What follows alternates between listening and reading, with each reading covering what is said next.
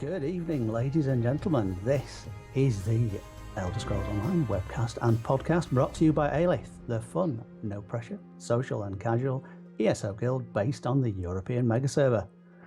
Welcome everybody to episode 14 of Alith-Cast Live. Hello, we're back. Hello. Good evening. Let me just move my auto prompt out of the screen so I can see everybody's faces. There we go, that's better. Welcome. We're back. Hello. Welcome to the show. It's been a while. It certainly is. It certainly is. It's been I'm a Chris. one.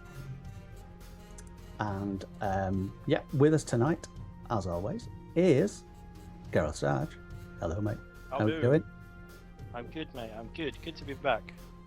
It is. It's been a while.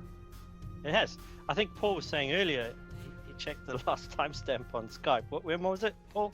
So I haven't been on a cast in 6 months. I don't know if there's been a cast in between without me. There might have been.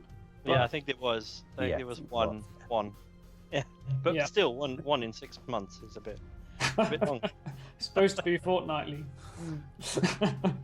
And for everyone who doesn't know, this is my good friend and fellow noob. It's Mr. Paul Etherton. Hello. Welcome, mate. Welcome. Good. Welcome back. Yeah, good to be back. We should be back on track to do regulars now. Yeah, let's hope. Let's hope. As- It's been as the a night- busy few weeks. Yeah, as the nights close in and, we've got nothing else to do like go and play rugby and stuff like that. Not that I would ever play rugby. all the time. I mean, that's just my main pastime. It's rugby and then ESO. And then Elder Scrolls Online, yeah. Yeah, I've been Still playing rugby flat for a figure. long time. A long time. It's all relaxed muscle, I assure you.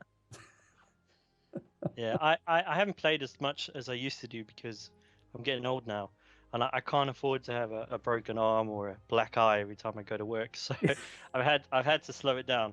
But there's a couple of old boys teams, which is what I'm now, an old boy, that I can potentially go and play with, and it is all about having fun. But often they still come back with black eyes, and you get into fights. So I've stayed away for some time now, but it's still fun. It's still fun. Broken leg. There goes your holiday pay and your No sick driving. pay. Yeah.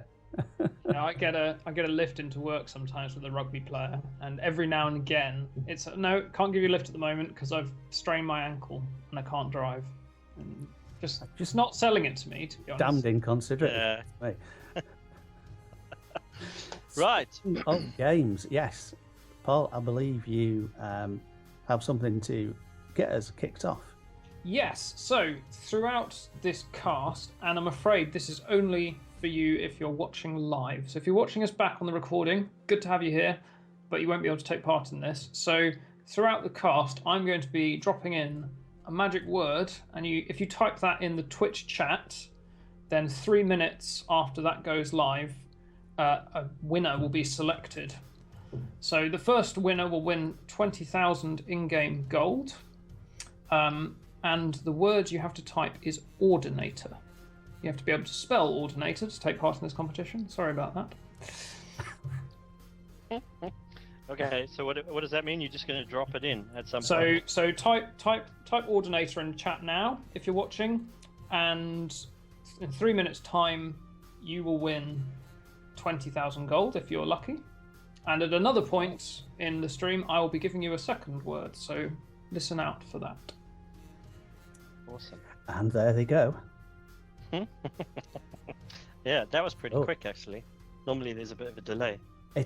Yeah, there's always a delay between us saying something and it actually. Yeah, going but, live, I so mean, there's that was a bit of a pretty delay fast. to chat, but there's a flood of them now. Yeah. Yes. Just like ESO Live, it's really exciting. Is it really exciting? I think I've only ever seen about 10 minutes of one of those. Really? Ah, Yeah. I film normally watch stuff. them afterwards when they're not live. Like I might go over them, but I don't generally watch the live ones because they always come on during my gaming time. Yeah, they're There's on no when I'm going chance to I'm be gonna playing. watch it. Do I want to watch ESO or play ESO? I'm going to Yeah, play ESO and watch ESO later when I'm having my breakfast or something. they Yeah. didn't think that through. Although me and Paul did do a live stream wondering why nobody was watching our live stream, and it was at the same time as ESO Live. Yeah, so we went from having like 3 viewers to having 0 viewers. And that's a massive difference in our little world. It is. Yeah, I mean, even the loss of 1 viewer is like 33% of our viewing figures. Absolutely. But we have fun, and that's the point. Oh, that's true. Yeah. Right. So we better get cracking because we've got quite a lot to cover in this show. Indeed. Yeah. I think I'll give you a summary. We've broken down the show into kind of 2 parts. The first part is going to be all about our wonderful new rating system. So we'll go through all of that. We'll tell you a little story. We'll go through some of the structure. And then I think the second part is all going to be about what's coming in Elder Scrolls, if I'm not mistaken, Chris. It is indeed, yes. Yep. So it's going to be an exciting episode, quite a lot to get through. Let's not forget that we are live, and there is a very good reason why we're live. We're hoping that you guys are going to have lots and lots of questions. And all of those questions are going to be specifically around the new rating structure, I hope. And we'll hopefully be able to answer all those questions tonight, while we're here. I'm pretty sure, I know we've got Bell on chat, so if anyone's got any specific questions for him, he's able to type into the Twitch channel. And Does that sound about right? I do believe. I think he's available on audio as well, so. Oh, is he? Okay, Yes. well, that's good news. So Perhaps shall we get started? Sorry, Paul? I said perhaps reluctantly to the suggestion of Yeah. Bell coming on audio. Hey guys, can you We hear give me? him the right kind of screaming cookies, and I'm sure he'll be on. Hello. Oh! Here I am, as if by magic. Wow. I just jumped in because I thought, should we announce the winner of the first giveaway before we kick off with the raid news? Just because I think it has been 3 minutes gone, so we may as well go ahead and announce the winner. Yeah, Oh, that's a sounds good good to me. Yep. Can I just test? Can everyone in Twitch hear me? I'm hoping that you can, because this went terribly wrong last time I tried to come on. Right. Oh, I'd forgotten about that. Yeah. They hear Bell. They're saying that they hear Bell in the We chat. hear a bell. We hear a bell. That doesn't mean that they hear a bell. They hear a bell. Right, I'm gonna run the randomizer now, guys, and see who our winner is. So good luck, everyone who entered. Cool And stuff. one of you is going to be 20k richer. So drum roll, please. There we go. As good as it gets, mate. Sorry.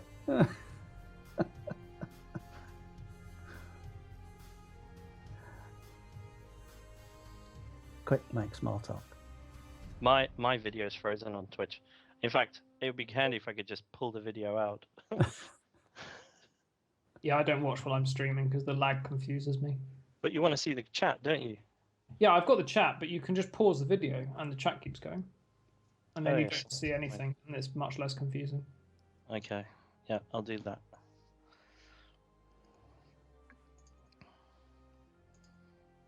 The suspense is killing me.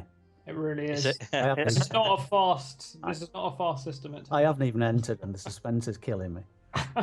I'm nervous on everyone's behalf. Okay, guys, we have a winner. Awesome. Sorry for the Hey! delay. We had a bit of a hiccup, but we're there. We're there. I'm very happy And to announce that our winner is Sane, Hey! Congratulations, Anna. Well done. an old A-list timer. So congratulations, Sane. Well Cool. done. Well done. Okay. Shall we get cracking then? Is that Crack that on. everything up the way? I don't want to interrupt somebody else's flow. I reckon so. I shall hand the floor over to Mr. Gareth. Why? This is for us. We're all doing this, so I need you guys just as much as me. Yes, so Alith raids. It has caused somewhat of an uproar, but at the same time, a lot of people seem to be very excited about it. I think we've kind of, out of all of the mixed messages we've got, I think it's only a small percentage that have been a little bit upset or not necessarily happy. The rest of the comments and pieces that I've read up to now have all been very, very positive. Those individuals that generally aren't as open about talking their thoughts on the forums have messaged or whispered in game. A lot of people seem to find it quite a positive change. And, I know that it's no secret. This has absolutely been a positive change for me. I'm very excited about what we've changed. I'm very excited about what's, how things are structured at the moment. And I think it's important to note that when you look at the new structure, and we'll go through that in finer detail now, but everyone needs to realize that at this point in time, today in Alith, is the first time since I've been in Alith that we now have something for everyone. And that's really the key, isn't it? It is something for everyone. I'll tell a story, and I wanted to start with a story because I think it's very important. The main reason why this came about was because, I don't know when it was, it must have been months now, 2 months, maybe a bit more. Yeah, more than that. 2 months ago, yeah, maybe a bit more. I noticed that basically our PvE Raid 3 in TS was quite popular of late. And I found it quite strange. We've never ever used PvE Raid 3, and now all of a sudden it's a very popular channel. And I noticed this, and I saw that it was getting filled up nearly every night. And I decided to investigate, and I find out that we have 3 or 4 instigators in Alith that took it upon themselves to take and create an elite group within Alith to go raiding and get kind of the top leaderboard scores, etc., etc. But I didn't know about it. Everyone else didn't know about it. It was just kind of something they wanted to do on their own. And after noticing this, I went and had a chat with the likes of my friend Ollie, Grievous, the usual gang, Robert, Tia, and we had a quick chat. And I said, okay, boys, what is the situation? What are you guys actually doing? And they said, well, to be honest, Gareth, we're just trying to achieve some leaderboard scores, get some of the gold jewelry, which I have to say I'm very disappointed. They're actually changing in the next patch, which is very sad. So they wanted to get some of this gold jewelry, and they decided to keep it in Alith, find some people in Alith that were potentially going to do it, rather than go to another guild. And I know that a couple of the guys were actually thinking about joining other guilds, specifically raiding guilds, to go and get these gold jewelries. And I said, okay, well, why don't we make it something official? And we did, didn't we? I think we backed and forth with them for quite a long time about what they wanted and what we wanted and what they wanted. And at the end of the day, we just couldn't come to an agreement, could we? No. I think we, at the end of the day, it was weeks to and fro. Yeah, it was back and forth, and we were close, but it was never going to be done in a proper Alith spirit. I think if we'd stuck to their method, and I know you guys are listening, so thanks a lot for all the help and all the chats that we had. If we'd stuck with their method, I think it would have been a bit too far gone from what Alith is trying to achieve. Yeah, and we decided it would have still been basically what the guys were doing, but with the Alith stamp on it, really. I mean, it was no different. Yeah, the most important point was the fact that, and look, I understand why they wanted it, but the most important point for them was that they wanted it to be a static group. And at the end of the day, there was no way we could agree on a static group. We can't have 12 people that are allowed to go and join a raid and 3 or 4 other people as a reserve slot, and just kind of build on that reserve slot and never really having anybody move into that core team until somebody decides to drop out.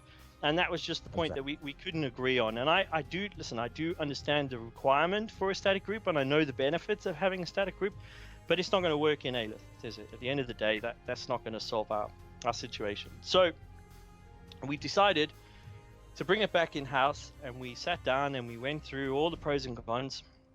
And I tell you, 2 months, it doesn't feel like 2 months. It feels like it's been 6 months, because it has been a terribly long slog trying to get this out. The raid leaders are really willing to rip my throat out. The officers are sick and tired of talking about the same subject back and forth. And to make matters worse, once we had decided on a structure, we started to uncover these little nuances, these little issues that were cropping up as we were going. And, thanks to the members, because a lot of you guys pointed these things out. And as we started going, we realized that we actually had to evolve and change. And the more it evolved and changed, the more I realized it's funny, because we're just doing exactly what the game's doing. Every single patch, the game is evolving. Every single patch, the game is changing the mechanics. It's changing how you play. I mean, the next patch we're getting 47 sets, if I'm not mistaken, new sets. I think 47. so, yeah. People saying it's 30 new sets, but when you look at it, There's actually about 47 because there are other elements, other sets that are being revamped or changed. So 47 sets, that is a massive game changer. Massive game changer. And at the end of the day, we're going to end up with completely different builds to what we have at the moment, completely different metas to what we have at the moment. So it's going to evolve, and so is the raiding structure. The raiding structure is going to have to evolve with it. As a perfect example, when we first launched the concept of an XP raid, the way that individuals got into that was by killing the Manticora. Last night we did a raid, normal raid. We did every single raid in the game in about 3 hours. We got a group together in Alith, just a bunch of us together, and we did every single normal dungeon or normal trial in Elder Scrolls in probably about 3 hours, just over 3 hours. Yeah. So there's no reason for anyone to struggle killing the Manticora anymore. So there was no requirement for the XP raids.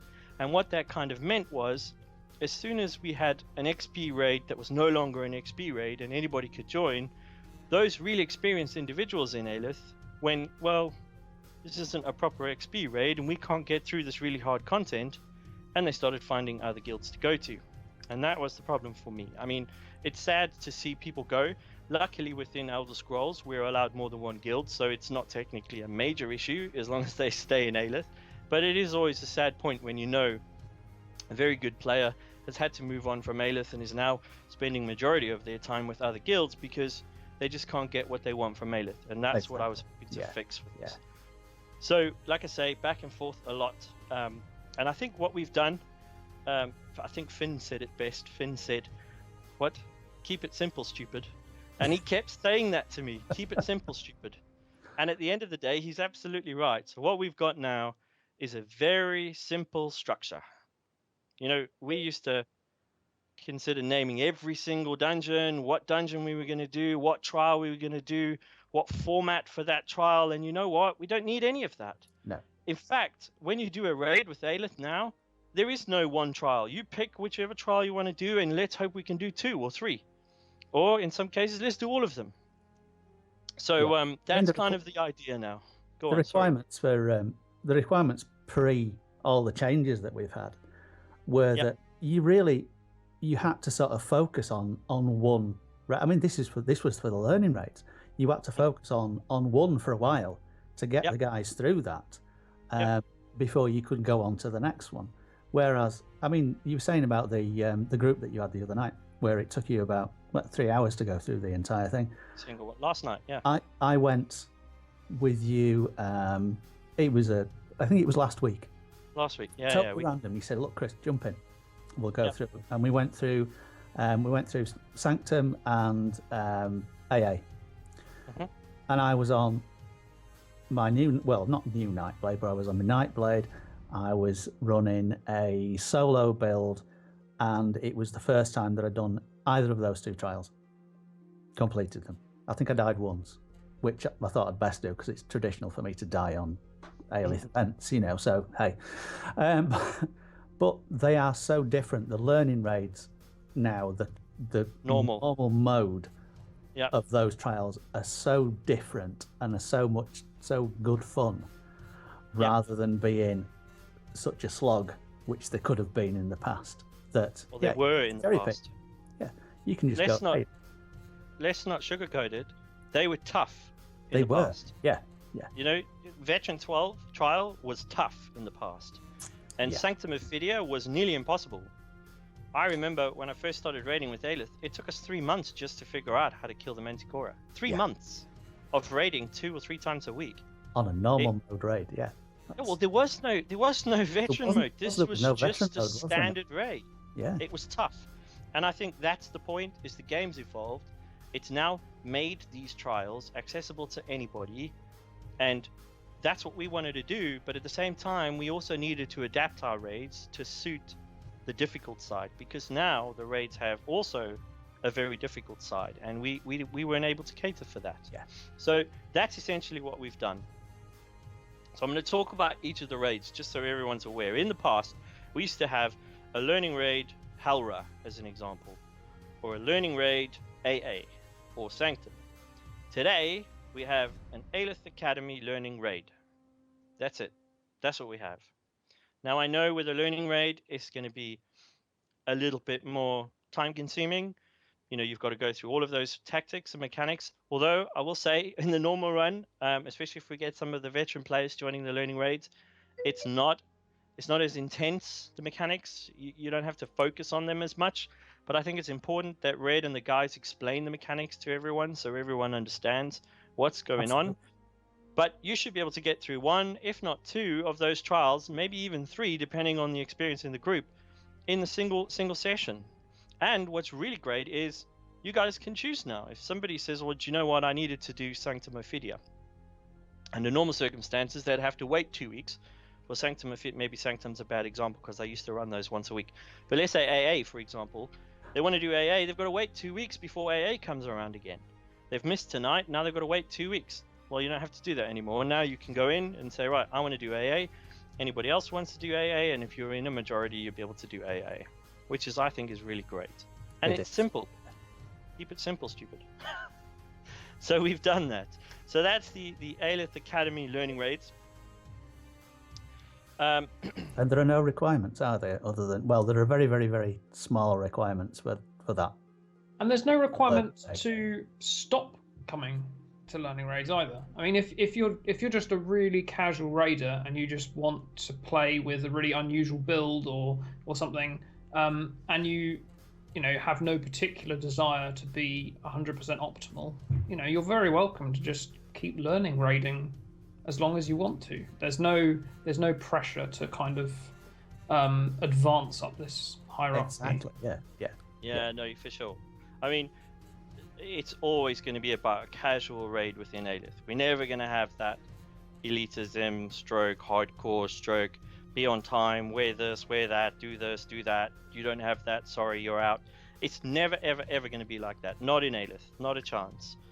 I know that a lot of people are a little bit concerned and people are looking at this experience raid as being some, but you know what, at the end of the day, push the experience raid out of your mind. If it's not something that you're interested in or something that you want to achieve, it's fine. Don't worry about it. Nothing else has changed for you. We have our learning raids and we have our veteran raids. And those are kind of the 2 raids that we're going to focus on. The experience raid is really for those individuals that have upped their game to the point where they wouldn't want to raid with Alith anymore if we didn't have it. And that's where I see the experience raid. It's just something for those individuals who want to raid with Alith. They don't want to leave Alith. They're nice, they're friendly people. We all know and love them. But at the end of the day, they want somewhere where they can go and get the leaderboard score. And at the moment, with our casual nature in Alith, we can't do that. And do you know what? I've heard so much about how is this going to change the ethos? How is this going to affect the ethos of Alith? And I think somebody's actually posted that in chat. I don't see it changing the ethos at all. Not in the slightest. If any of those individuals that are in the XP raid, if we hear or consider that any of them are being chauvinistic in any way because of it, then I'd be the first one to say, okay, maybe we've made a mistake. Let's call it a day. I can guarantee you now, it's never going to happen. No. Not a chance. And you know what? I'll also tell you that more than half of you don't realize that you have what it takes to get into the XP raids. And if you don't think you can, it's not because you can't, it's because you don't know how to yet. And that's what our whole learning raid and our ethos is all about. Let's move things from learning, veteran, learn, and progress. I mean, I even in the post in the forums, I don't know how many times I wrote the story about when I first hit the end of Aldmeri Dominion, that first zone. Help me remember what the name is. That's the first zone. First zone in Aldmeri Dominion. Auridon. What's it called? Auridon. Yes. Yeah.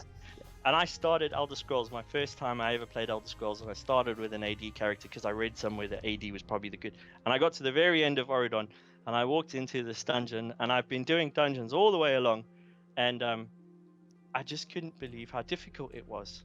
I was shocked. I was shocked so much so that I almost stopped playing Elder Scrolls altogether, put the game down, didn't touch it for a month, came back, tried again, and then wrote a really snotty email to Zos about how could they do this to somebody who's enjoyed playing this game all the way up to this point, and now I just can't progress.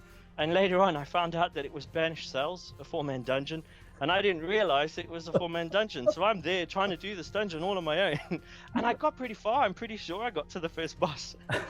But anyway, that's besides the by. The point is that I didn't know that it was a 4-man dungeon. Once I'd figured that out, and I realized that you have to be 4 people to do that, it then became so much easier. And that's exactly what I see an XP raid. It's just a matter of somebody needing to figure that part out. And once they've figured that part out, it's easy. And that's the plan, is that we've got a structure in place now that's going to take people from one end, our learning raids, all the way through to, if they don't want to or not bothered by XP raids, just stop at the veteran and try the hardest content in the game. Nobody's stopping you. Veteran is all about doing the hardest content in the game, but doing it in a way that nobody cares. It's all casual. Let's have some fun and die a couple of times. That was the one thing that excited me so much, because we'd had Alith Academy, and we'd had Alith Academy right from the very, very beginning. And it was basically, Alith Academy was basically, this is your learning raid, and then we have, the guys going on to sort of like do the veteran, but there wasn't particularly any structure. There wasn't anything that you could sort of like nail down and say, this is Alith Academy. There was just we had the raids and everything. And the one thing that I was really excited about and really enthusiastic about was having something where being in Alith Academy and doing the learning raids and getting to that point where you can go up a step, you get a shiny new badge on your forum account, and you are then a veteran raider.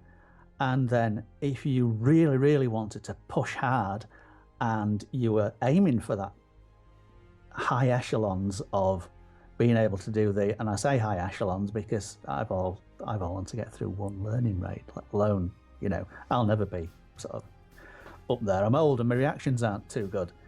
But to be able to go through Alith Academy, and it to have structure, and it actually, to now, I think, I'm not putting Alith Academy down as it was before, but I think now, with the structure that we've got, it earns that title of Academy. Yeah. It's absolutely. good, it's fun, but you're getting progression and everything, and it's there for every single member to say, yeah, I want to join up. I want to join up Alith Academy. I want my badge, and and then they can play at the level they want to play at. Yep. Because everyone can. Yeah. Everyone can stay back a year. Yeah. And play with the preschoolers, which is what I'll be doing. Yeah. But I mean, let's not take anything away from those raids. They're not easy. And I know that there are a lot of people in Alith that are quite daunted just by a raid, full stop. Yeah. And I encourage all of you, try the learning raids. You will love them. They are great, fun places for people to go. And you do learn a lot about the game, not just the dungeon itself. You do learn a lot about the roles. Absolutely. So I encourage everyone to go. It's definitely, I'm still going to be going on learning raids. I still have a couple of characters that I want to push through the raids, and I'm definitely going to be joining on the learning raids. In fact, I'll probably be leading a couple of them. So, by all means, guys, get onto the learning raids. You will love them. And that's Alith Academy learning raids. So when you see them up on the forums, you're going to see now, it's just going to say Alith learning raids. That's it. You can sign up to that. And I think in terms of requirements, so we talk about requirements, learning raids and veteran raids, there are literally no requirements. The only thing is you do have to have a CP 120 points. So originally we were going to go with CP 120, and you guys might remember this from the original post that Bell put up. It was CP 120 for AA and Halra, because it was always CP 120 for AA and Halra. It was Veteran 12, then became CP 120. And then we had a CP 140 for Sanctum Ophidia, because it used to be Veteran 14. And then we did 160 for More of Lockhart, because it was Veteran 16. But at the end of the day, we decided to scrap all of that, because we've got one raid now, learning raid, and you could do any of those trials. It really doesn't matter. We're just going to go stick with 120 champion points. If you've got 120 champion points and you're level 50 and you're interested in learning what a raid is, I recommend learning raid all the way. It's absolutely fantastic. You will love it. Absolutely. And 120 CP once you get to level 50. with the Yeah. capture mechanic at the moment. It's so quick. It is quick, yeah, It's so absolutely. quick, yeah. It's quick, especially if you're doing trials. Well, Don't do yeah, trials. You gain champion points a lot quicker. Yeah. So that's our learning raid. No requirements whatsoever. Come with all of your weird and wonderful builds. In fact, I love that. I love that about this game is that you could have absolutely anything goes. I had somebody testing recently. I've been testing marksman on one of my characters just to see what it was like, and I found it to be quite successful with PvE as well as PvP. So come as you like, experiment with your builds. You will learn a lot. If you don't know about your role, it's not an issue. If you've never tanked before and you want to tank and you're interested, this is definitely the place to go. So those are our Alith Academy learning raids, or Alith learning raids. And then we have kind of the next level up. And as Chris says, it's all about that kind of next stage. You do get a little badge on the forums. There's nothing anywhere else. It's just on the forums. Next to your name, you'll see it next to your guild title or your title on the forums, and it says if you've applied for Veteran Raider, don't forget to apply, because you do need to apply before you can get in the raid. And I don't know if this was made very clear in Bel's post. A lot of people have asked me about it, but if you haven't been promoted, if you try and join any of the raids, it's not actually going to let you join. Yeah. Well, And that doesn't mean, it's not because we don't want you to join, it's just simply because at the end of the day, it just saves a lot of admin if people are just able to click and start, and if they haven't applied yet, then we know they haven't applied, they can't click and start. So the idea is with the veteran raids, it is meant to be a simple, casual, easygoing raid. Nobody's expecting anything out of you. Nobody's expecting you to wear any specific gear. No one's expecting you to experience or achieve any specific numbers. Come as you are. If you know the mechanics of the trials and you don't want to spend 45 minutes listening to Red, myself, or Pema, or any one of us ramble on about the same mechanics that you've been through. And remember, at one stage, we only had learning raids. There wasn't really any experience raids. So at the end of the day, if you wanted to go raiding with Alith, you just had to put up You with had to listen 45 to it, minutes yeah. of talking. And you know what? As much as I love Red and Pema and even talking myself, it can get a bit much. And I know that there are people out there who raid a lot with Alith, and you know, it can get tiring, but you have to understand we're Alith, so we're always going to stop, take our time, teach the people who don't know, and we're always going to have people coming in from the bottom up that want to learn the raid, so we always have to teach. So the whole point of the veteran raids is that next step. You've been on all the learning raids, you know all the mechanics. You know, if you've been on Sanctum Ophidia with one character and another character's been on Sanctum Ophidia 3 or 4 times, as far as I'm concerned, you know the mechanics of Sanctum Ophidia. There's no need for you to have to skip all that and you know, have to sit in the learning raids. If you know the mechanics of Sanctum Ophidia, apply for the veteran raid, put your posts up.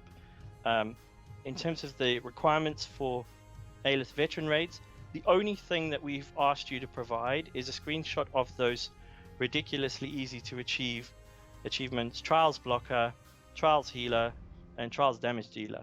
And the reason we put those in is not for any of Alith raiders. In fact, it's really just for the new people that are coming into Alith that want to raid with Alith. We try to encourage them to start on the learning raids, because not only is it important for people to know the mechanics of the dungeon, but do things. You know, every guild and every raid, they do things slightly differently, sometimes to an advantage, sometimes a disadvantage. And Alith do things a certain way, and we all know that way because we started in our learning raids and we know how they do it in the learning raids, and we've just progressed that into the higher level raids. So really, we're encouraging new people to go onto the learning raids so that they can learn how we do things, how Alith do things. And that's what's important, and that's why I've asked for that Trials Healer Trials, because really, if it's a new person who's never been raiding before, they need to go and do those, and they need to do those in the learning raids, because you don't need those if you were going to do them in the veteran raids. So that's it. That's all you really need, you know, other than slightly better gear, slightly higher champion points. So we do need you to have that 160 mark, because we're going to be running the dungeons at 160, and of course we're running them on the veteran mode, which is the really, really hard mode. You know, my personal opinion, the veteran raids are going to be very tough raids. It's going to be very difficult raids, because we're going to be aiming for veteran tactics. We're going to be doing veteran trials. Yeah. And we're going to do it in a casual way. So it's going to be a lot of fun, but it's also going to be very, very, very difficult. So I'm excited about those. Those are going to be a real enjoyment raiding or leading those, I think, anyway. And I know that Pam is very excited about leading them. Red's very excited about leading them. I'm very excited about leading them. So it's going to be a lot of fun. So that's the Alith veteran raids. So the CP requirement for them is what? Is that 300 So or 300, 300? yes, Yeah. 300, correct. CP requirement is 300, but your gear's got to be 150 or better. Yeah, so yeah, there's no requirement for gear in the learning raids, but your gear's got to be 150 or better in the veteran runs. 300 points are in 300 champion points, and there's a good reason for that. I mean, we are taking on the veteran versions. I don't know how many of you guys have actually been in those veteran versions. I, for one, find them punishing in comparison to what we've had in the past. It's tough, very, very tough. I think Belle wants to pop in. I'm not sure. Did you want to say something, Belle? If you did, we can't hear you. Hello. Let me try that again. Hey. There we go. I think I had my microphone muted. Yeah, I just wanted to jump in and just have a quick word. So really, the way that I would summarize the progression from learning raids to veteran raids, if I was to summarize it, was learning raids. Basically, anyone can join them. They're at the normal mode versions of the raid dungeons. So if you're new to the trials and you want to start learning them in that relaxed, friendly, casual environment, you join the learning raids. There are no requirements. Anyone can join them. Apart from the CP, I think it's 120, which is obviously the dungeons themselves are actually scaled to 160, but we've allowed the 40 CP leeway just to let more people be able to access those trials and start practicing them as soon as they get to level 50, really. So once you've done the learning raids a few times and you've got those achievements of doing those normal mode raids, and at that stage, what we've heard members say to us time and time again is they get to the stage where they want to start doing the veteran versions of the raids. They're hungry to start learning those and get experience in those, but they haven't yet got the top sets of gear in the game, and they haven't yet got the 500 CP, and they haven't got all of that stuff.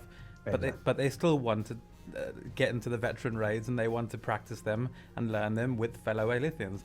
And that is exactly what veteran raids does.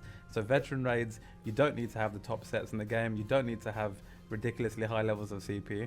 You can access them quite easily. All you have to have done is the normal modes of the trials, which you would have done if you've been running the learning raids for a short while anyway. Then you can get straight into the veteran raids, and you can start learning and experiencing those tougher raid dungeons without the very high and demanding requirements, which is exactly what everyone has been screaming and yelling out for. And then eventually you'll get to the point in the veteran raids where, and I'm going to hand over to Gareth because I don't want to steal his limelight, but I thought I'd give his throat a bit of a break. You carry on. So eventually players are going to get to the point in the veteran raids where they're pretty familiar with the mechanics. They've probably picked up a lot of those sets of gear by the stage, and actually they don't want to learn it anymore. They know it. They just want to start aiming for those records, aiming for those leaderboards, aiming for those clears, and they want to do that with other people who are at that same stage that they are. And in the past, the message that we basically said was, well, tough, we can't help you there. You better go and find another guild that's going to help you that level of raiding, because we don't have that level of raiding in Alith. So in a way, we've created the problem by not really thinking about the people who have reached that stage, and of course, they've had to, organize things for themselves, which isn't really fair.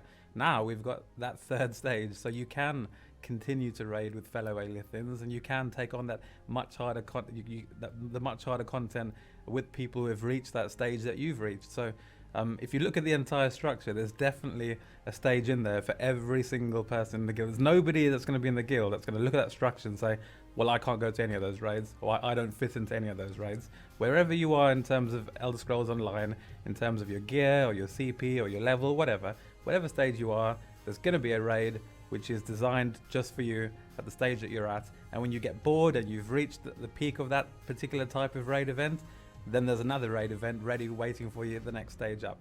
And that's the whole point. I've heard a lot of talk about the new raid structure not being very inclusive. This is the most inclusive raid structure I've seen in the 6 years that I've been leading Alith. It's the most inclusive because we've got something for the very, very first beginners, to the medium raiders who are quite experienced, all the way to the most experienced raiders that we have in the guild. We've got something for everyone, which is what Gareth said at the start. And if you read the entire briefing and go through all the details and read through the requirements, you'll see very quickly, okay, that's exactly where I am. That's the stage that I'm at, and that's the raid that I want to get involved in. You'll be able to see that there's something for you. And I've been rambling for a bit now, so I'm going to apologise, and I'm going to hand the microphone back over to Gareth. Thank you. I just want to add one point. So yes, we've got veteran raids, but hats off to those individuals like Ollie and Grievous and the likes, because they did exactly what you just said, Bell. They tried to keep it within Alith. They didn't go and look at other guilds, didn't go and give up on us. They tried to do something on their own within Alith, and I kind of respect that, the fact that they decided, actually, we love the guild, we love the people in the guild, let's try and create something that's going to be for those individuals that have reached that stage.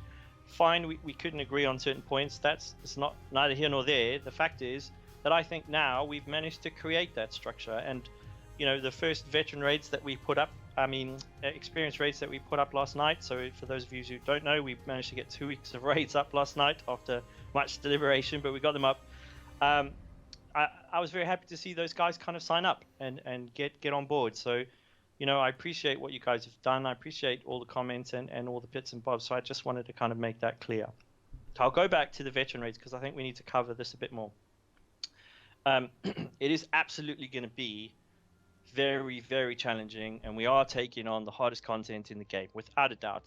And we're also going to lose some of those benefits that you get from structured groups, certain DPS numbers, etc. But I think it's important that we try and tackle them the Alith way. And you know what, guys?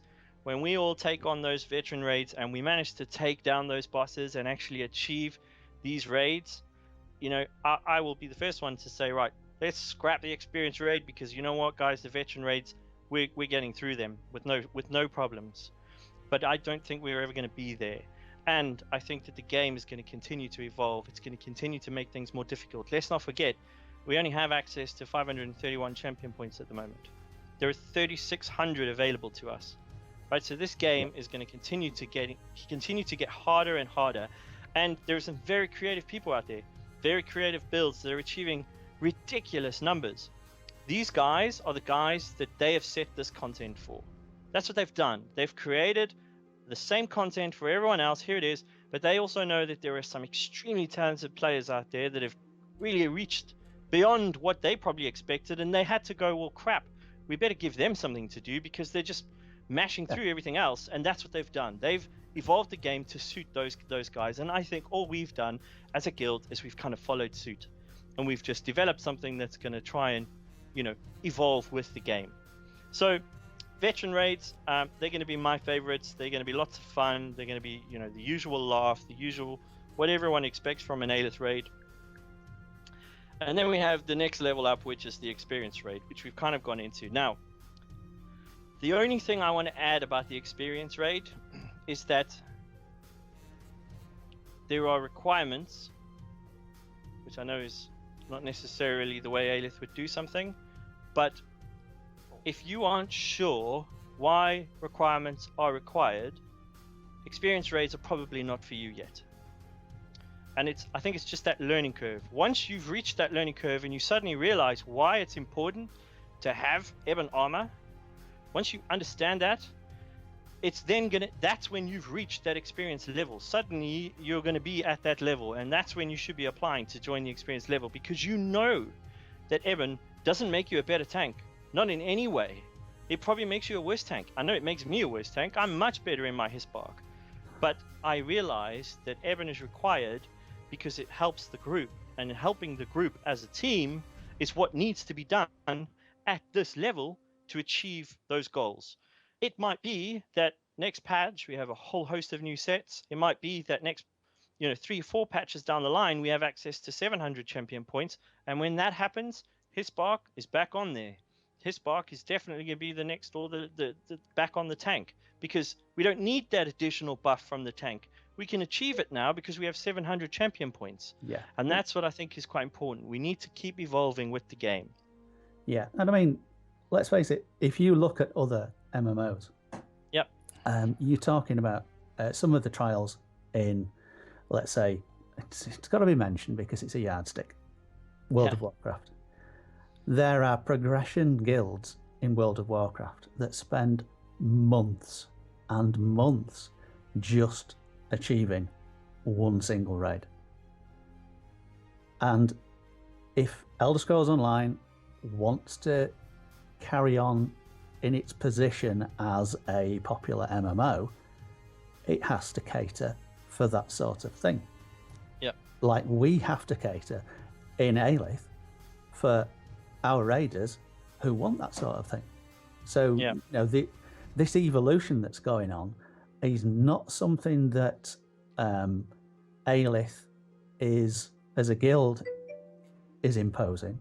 It's being imposed on us by the game.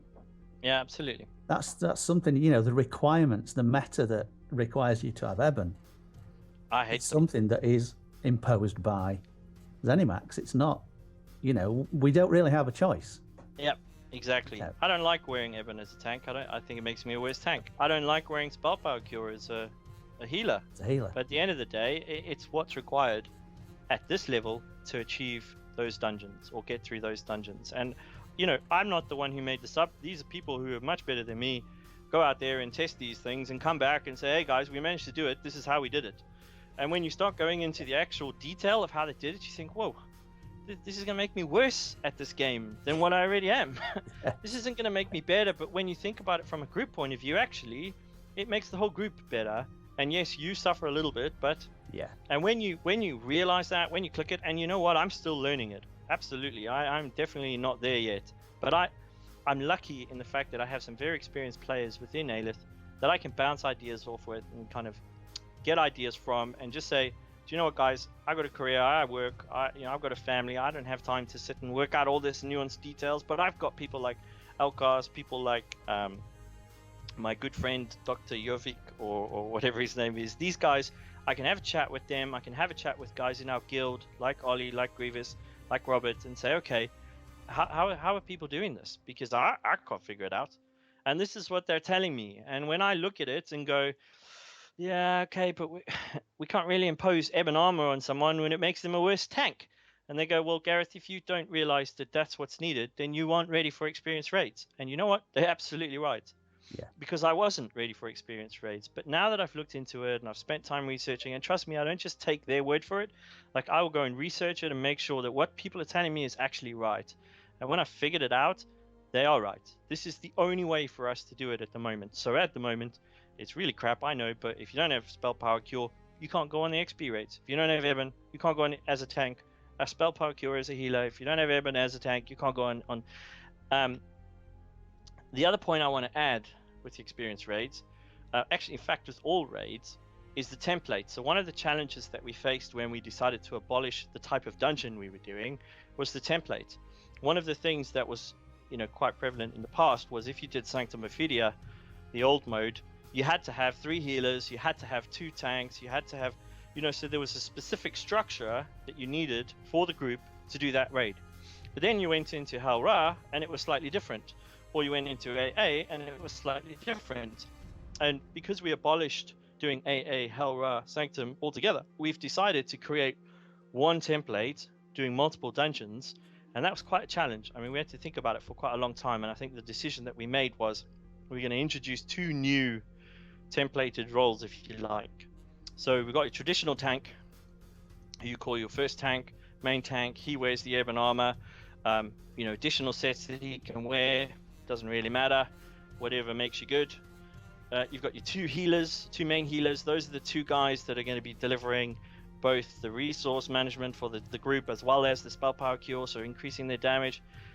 And then all of a sudden we had to have a second tank, because in some cases you have to have a second tank, but in some cases you don't have to have a second tank. So we didn't really know what to do. So we created this extra role called an off tank, which is technically the same as a tank, but also the same as a DD. So an off tank is literally a tank who can do a good amount of damage by switching gear or changing certain things, and they're now a good damage dealer. Or it's a good damage dealer who can switch some gear, change things around, and become a decent, semi-decent tank. Yeah. And that's what we're going to call an off tank. Yeah. So it's not something that does both at the same time, just to be clear. The same with an off healer. It's not something that does both at the same time. It's someone who can, with a minute or 2, switch everything around and change into something else, which is required for certain trials.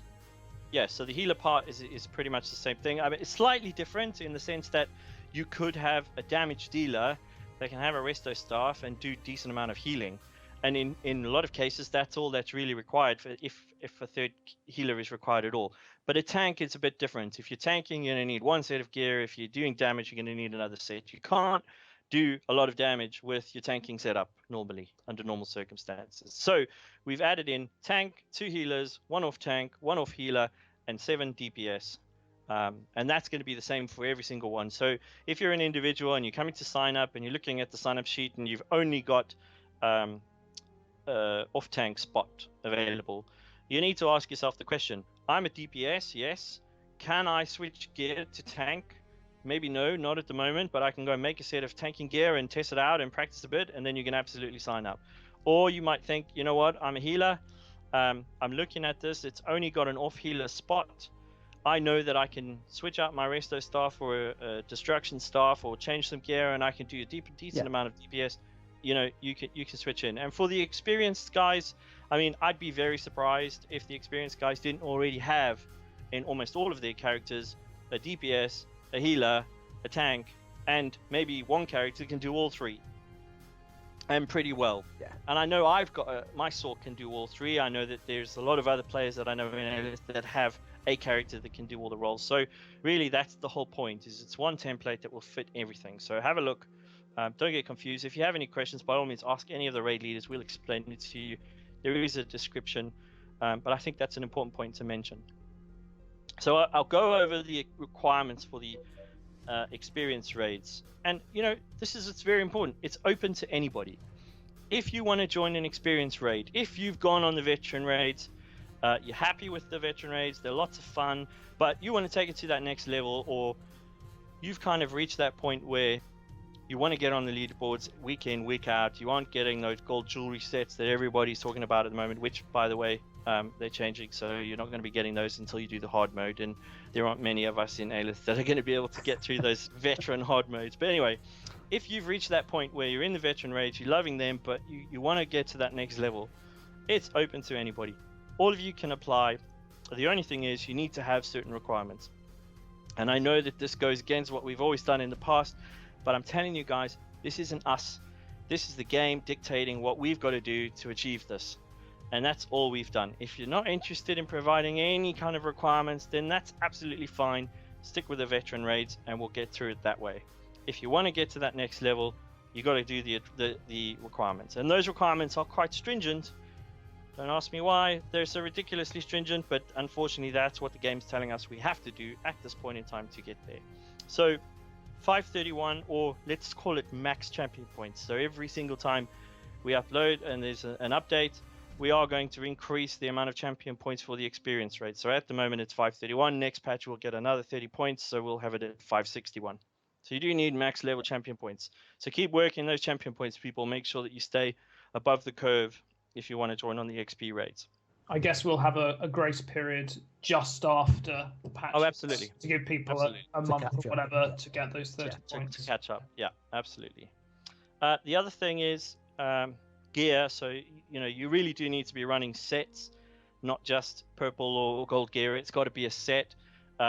There are specific type of sets, and, you know, we're happy to have conversations with anybody who wants to know, but you need to be running a set. It's got to be purple or gold at least. I know gold is a bit ridiculous to ask people to do because, you know, I can't afford to do that half the time. But yes, and we're always testing new things. So sets are quite important. At the moment, the meta for healers and tanks are Ebon and Spell Power Cure. There are other alternatives. So Tava's Favor is another one for a tank, which is a really good set. Infallible Ether is another one for healers, which is a very good set. In fact, my healer is running both Infallible Ether and Spell Power Cure. And these are all dedicated sets for supporting the group, not for supporting my healing. So that's the whole point. The other things that you have to have required is the fact that you have to have completed the veteran modes. So it doesn't help that you've got all this magical DPS and you've got all this magical gear, but at the end of the day, you've got no clue how to do the veteran modes. With the exception of Veteran Morph Lawcash, which is not, yes, which is so difficult that it's not a requirement to get into XP, because XP Correct. is working towards beating that, which is just exactly right. The hardest trial in the game. Yeah. So Veteran Morph Lawcash is off off the table from a requirements point of view. It is literally just the ones we know and love: Helra, AA, and Sanctum Ophidia. So my hope is that we would get those with the veteran raiders, and that we're going to be getting those kind of constantly, week in, week out. And then those of you who want to take it to that next level, by all means, apply for the experience raids. If you already think you're at that, again, just apply. The only thing is, you need to be, if you're applying as a DPS, and I don't really like this because I didn't have any DPS screenshots either. It took me ages to get my DPS screenshot, but I did manage to use Nick's advice.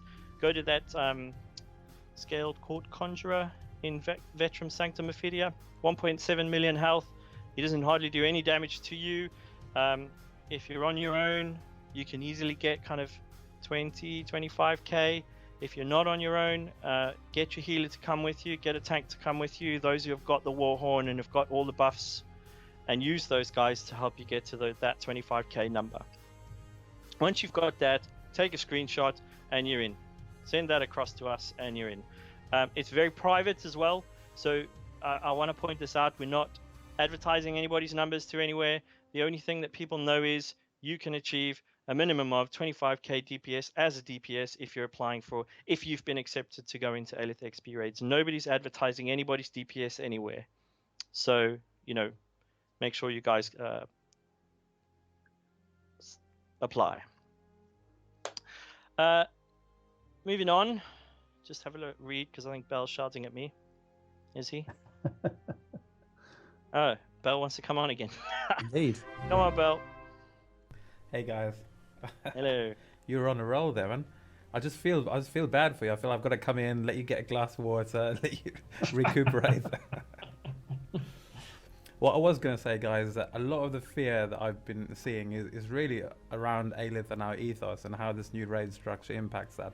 And I just want to give everyone the reassurance, which we've been saying time and time again, that Alith's never going to change. The thing that makes Alith is the people, is the community. I can tell you now that all the officers, all the raid leaders, we all share the exact same values, that we're always going to be a guild which doesn't judge people.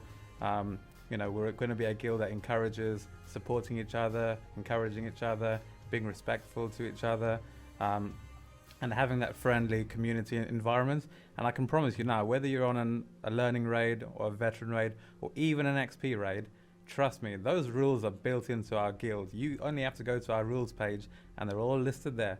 We expect all of our members to be supportive, encouraging, mature and respectful at all times, regardless of the type of event it is. So the idea that a type of raid event is going to create elitist behavior, elitist attitudes, it's just not going to happen in Alith. It's not going to happen in Alith because our officer team are not going to allow it. Our raid leader team are not going to allow it.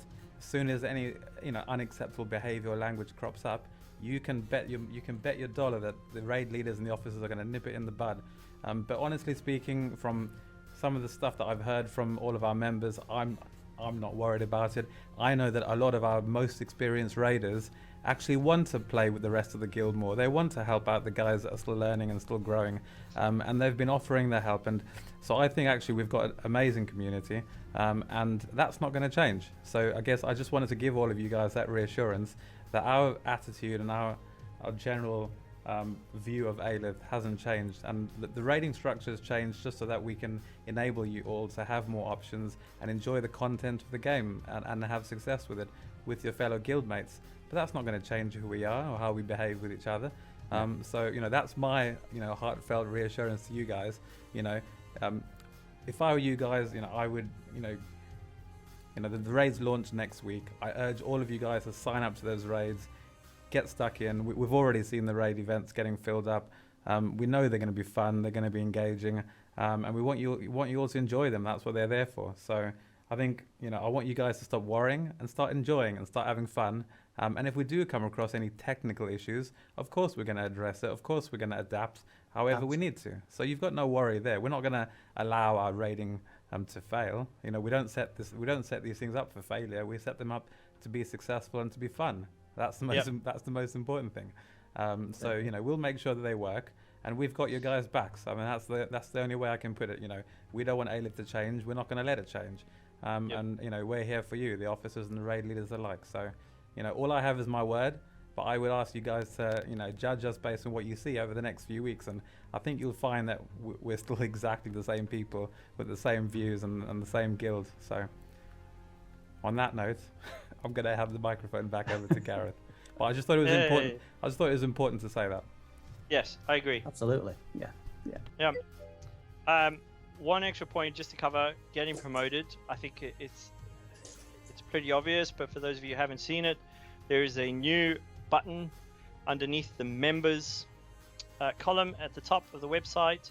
If you look for one that says raid ranks, if you highlight over that, a little pop-up will come up saying get promoted, and you can then choose to get promoted to both either the veteran or the experience. So just one more time, veteran, 300 champion points, you need to have gold or purple 150 CP gear, and you need to have done the learning raids a couple of times on each of the trials, so that you know the trials and how Alith do things. And in doing that, you will already have trials blocker or trials damage dealer or trials healer, depending on your role, and that's it. If you can get those screenshots to us, you're in straight away. If you try and click on the veteran raid and you're trying to join and you aren't able to, it's probably because you haven't been promoted yet. There is a link within the raid description that will send you straight to the page where you can apply, so just click the link, it will take you there. And the same goes for the experience raids. If you try and join and you can't, you want to, click on the link and you can apply for the experience raids. Bell said you'd probably get a picture up, hopefully. And then I'll just touch on the PvP raids, because while all this has been going on in the background, I know Bladed and them have still been running the PvP events every now and again. We still have all of our PvP raids. None of that's going to change. We are struggling to get somebody to lead the Tuesday runs, but I know Asp's picked up a couple of those for the coming 2 weeks. So thank you for that, Asp. We're still running IC dungeons or IC sewers, IC districts and IC sewers, so those are still going to happen.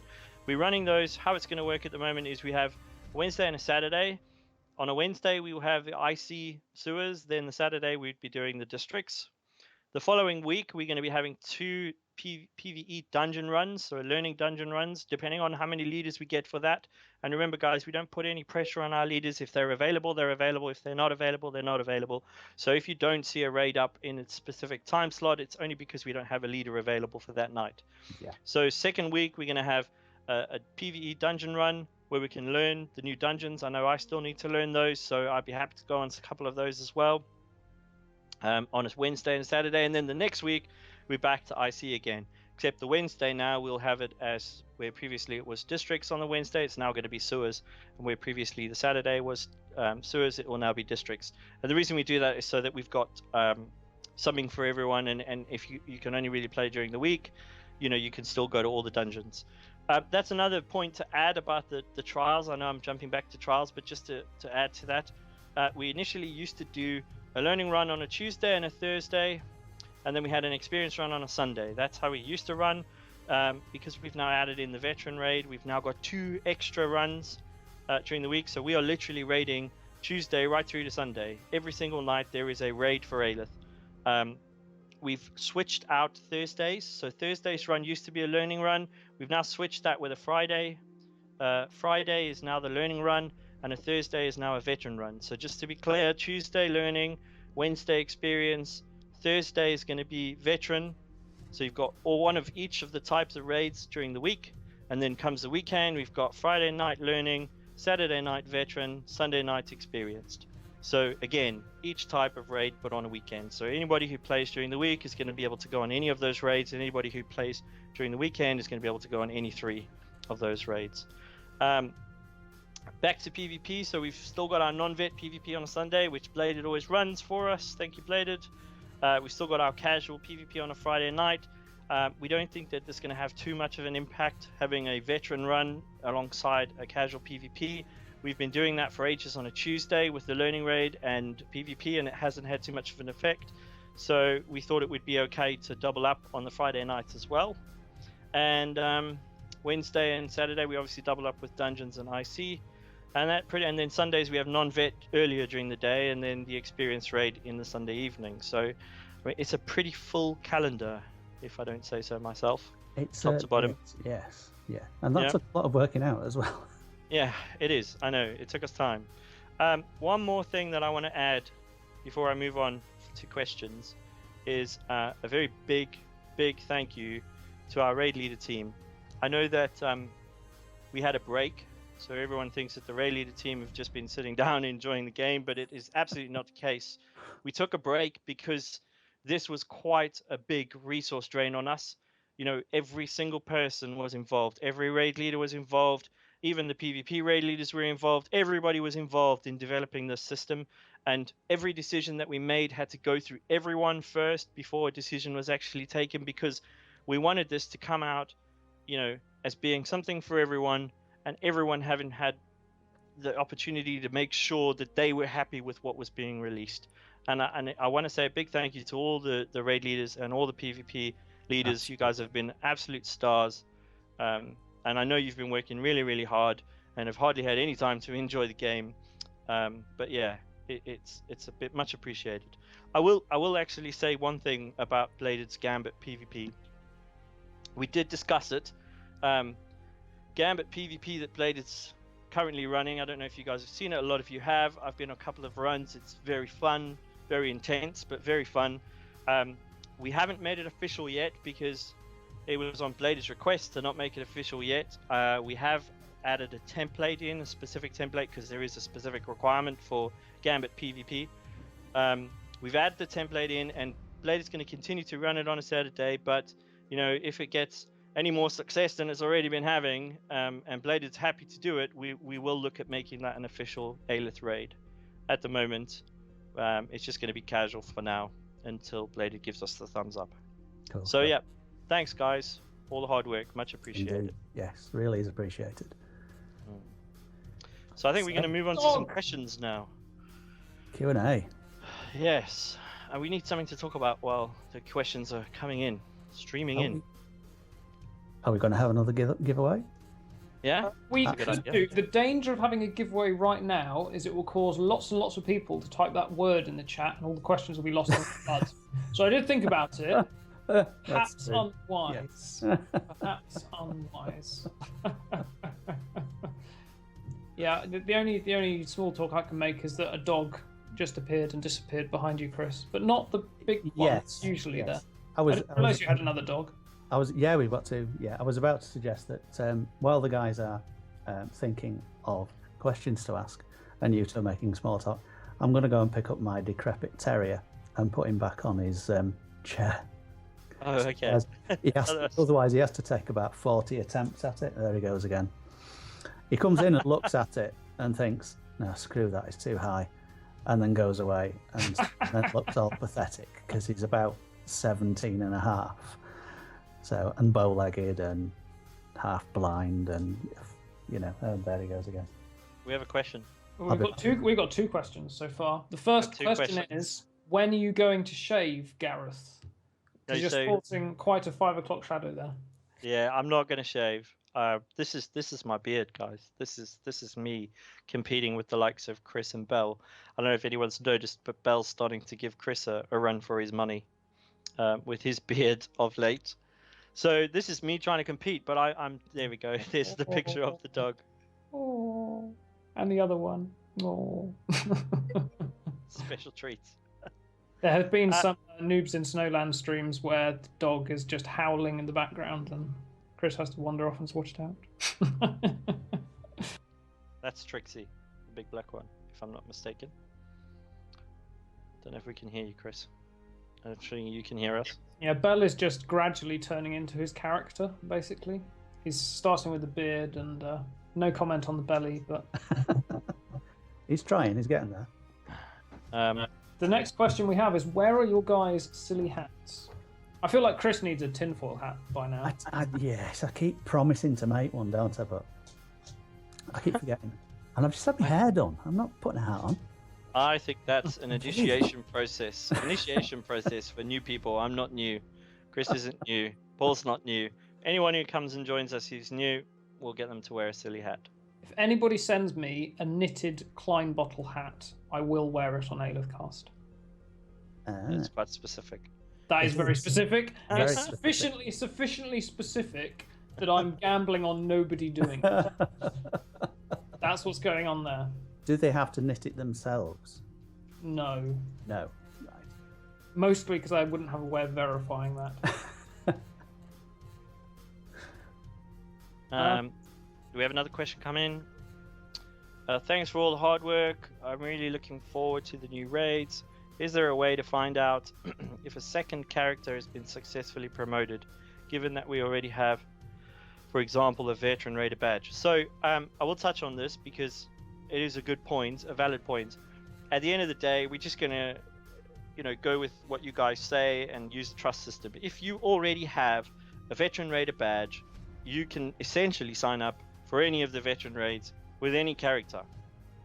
But my own personal feeling is that if I know for a fact that I've just leveled a character from 0 to 50, which at the moment takes a couple of hours in the game, but I know for a fact that my healer that I've just leveled doesn't have maxed out restoration staff, or my DPS doesn't have maxed out dual wield or something along those lines, and I'm not going to take that person on a veteran raid, because all I'm doing is making it a problem for the other guys in the group.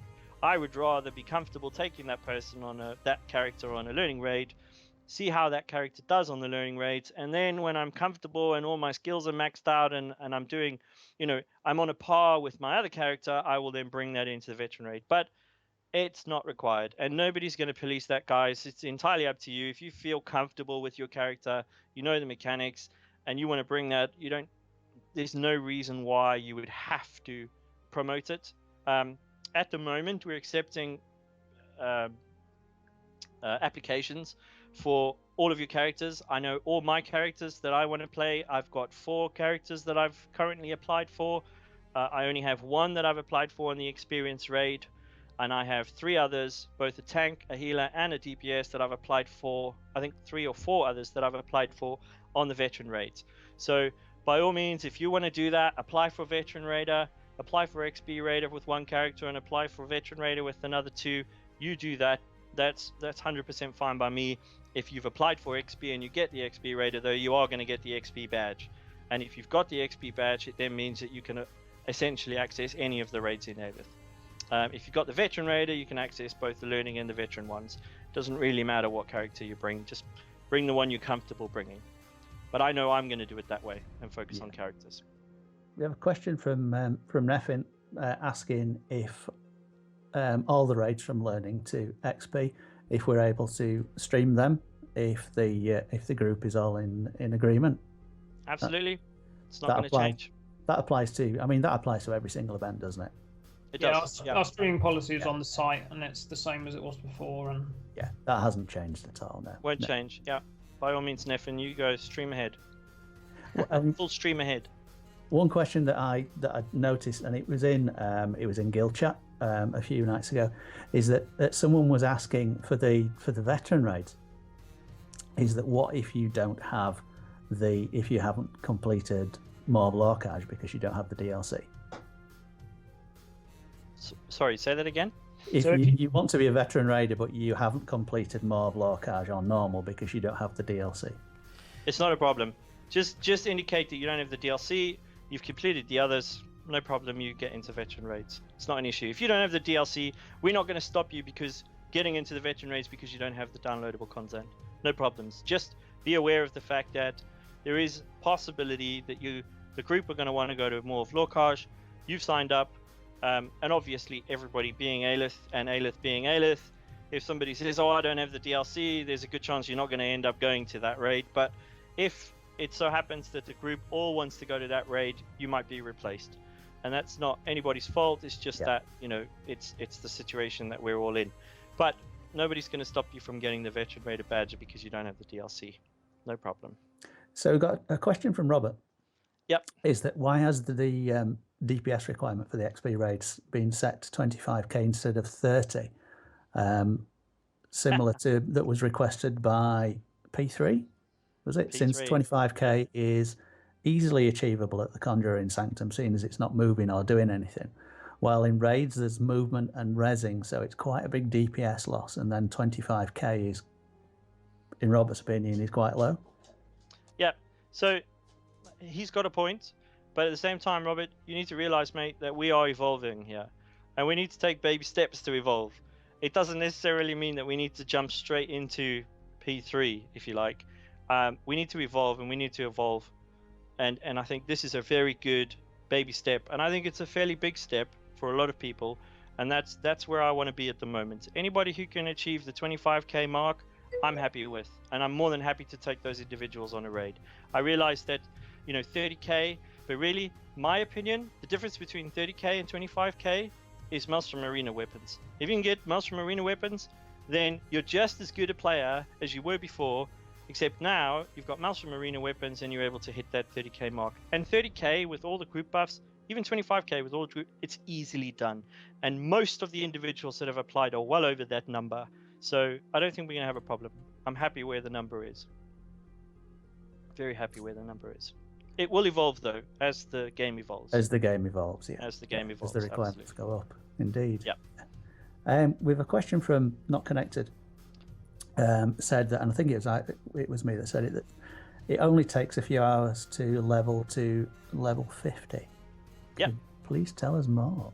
Well, I'll let Paul take this one, actually, because we were doing it today, weren't we, Paul? That's right. It was funny, actually. So, cut a long story short, people probably know me as the Templar tank guy, and I'm now finally giving in and leveling a DK tank. So anyway, I hit about level, that perhaps deserves its own segment on another video or an Alith bite to talk about Templar tanks versus DK tanks or something. But long story short, I'm leveling a DK tank, and I was going through the quests. I got to the end of East March, got bored of how slow it was, and I went to the magic zombie grind zone in Cold Harbour. And I was grinding away there, and some random character I'd never heard of wanted to group with me. And I thought, oh, okay, that's useful. And then I thought, hang on a minute, that's Gareth. This was earlier this afternoon, so we were there grinding for a while. So you can get to level 50 incredibly fast if you can be bothered to grind zombies in a certain area of Cold Harbour. Not just zombies. I'll elaborate. So there are a couple of tricks that you can do. And this, for the people who don't know, pretty much everyone... I've gotten this advice from people in Alith, so a lot of people do know this, but I'll explain it. The first thing that you've got to do is purple gear. You make a set of level 4 purple gear, and I know it sounds ridiculous, level 4 purple, but the reason you make it purple is because the training trait, which is the trait that you will put on all your gear, all your weapons, all your gear, you put the training trait on. When you make it purple, it suddenly gives you an extra 7% XP gain. So if all of your gear has got training and all of it is purple, that's 7% experience gain per item. That means that for every ad you kill, you're gaining nearly 158% XP for every single ad that you kill. Not to mention the fact that you can nowadays get married and use that ring. You can also use an experience scroll or an ambrosia potion, and that's going to increase it even further. So you're sitting at like 200% experience gain. Then what you do is you go from, the easiest way for me, and I know Bell and I did this together, he wanted to level up a tank, a DK tank, and all we did, what did we spend? About 2 hours, Bell, I think. 2 or 3 hours. We took a Sunday evening and we went into Old Orsinium. All of us had made, Bell was literally level 3, and he had made himself a set of level 4 gear. We grouped up. Remember to group up with 2 of you, because if you group up, you gain an additional 10% experience. If you group up with 3, you actually lose experience, but 2 people, you gain experience. Bell and I grouped up, we went into Old Orsinium, and we literally just mashed that dungeon over and over again. The ad respawn rate is really, really good, and we got Bell to level 50 in that evening, pretty much, from the start of his character. I've done that with about six of my characters now, all max level now, because I've done it that way. There are some disadvantages, so you're not going to level up Fighters Guild in Old Orsinium, and thanks to Finn, he gave me a really top tip. There's a place in Shadowfen where you can go, I think it's the west side of Shadowfen, you can go there, start a quest, and it's all dead individuals that you're killing, so you're actually leveling up your Fighters Guild while you're gaining the experience.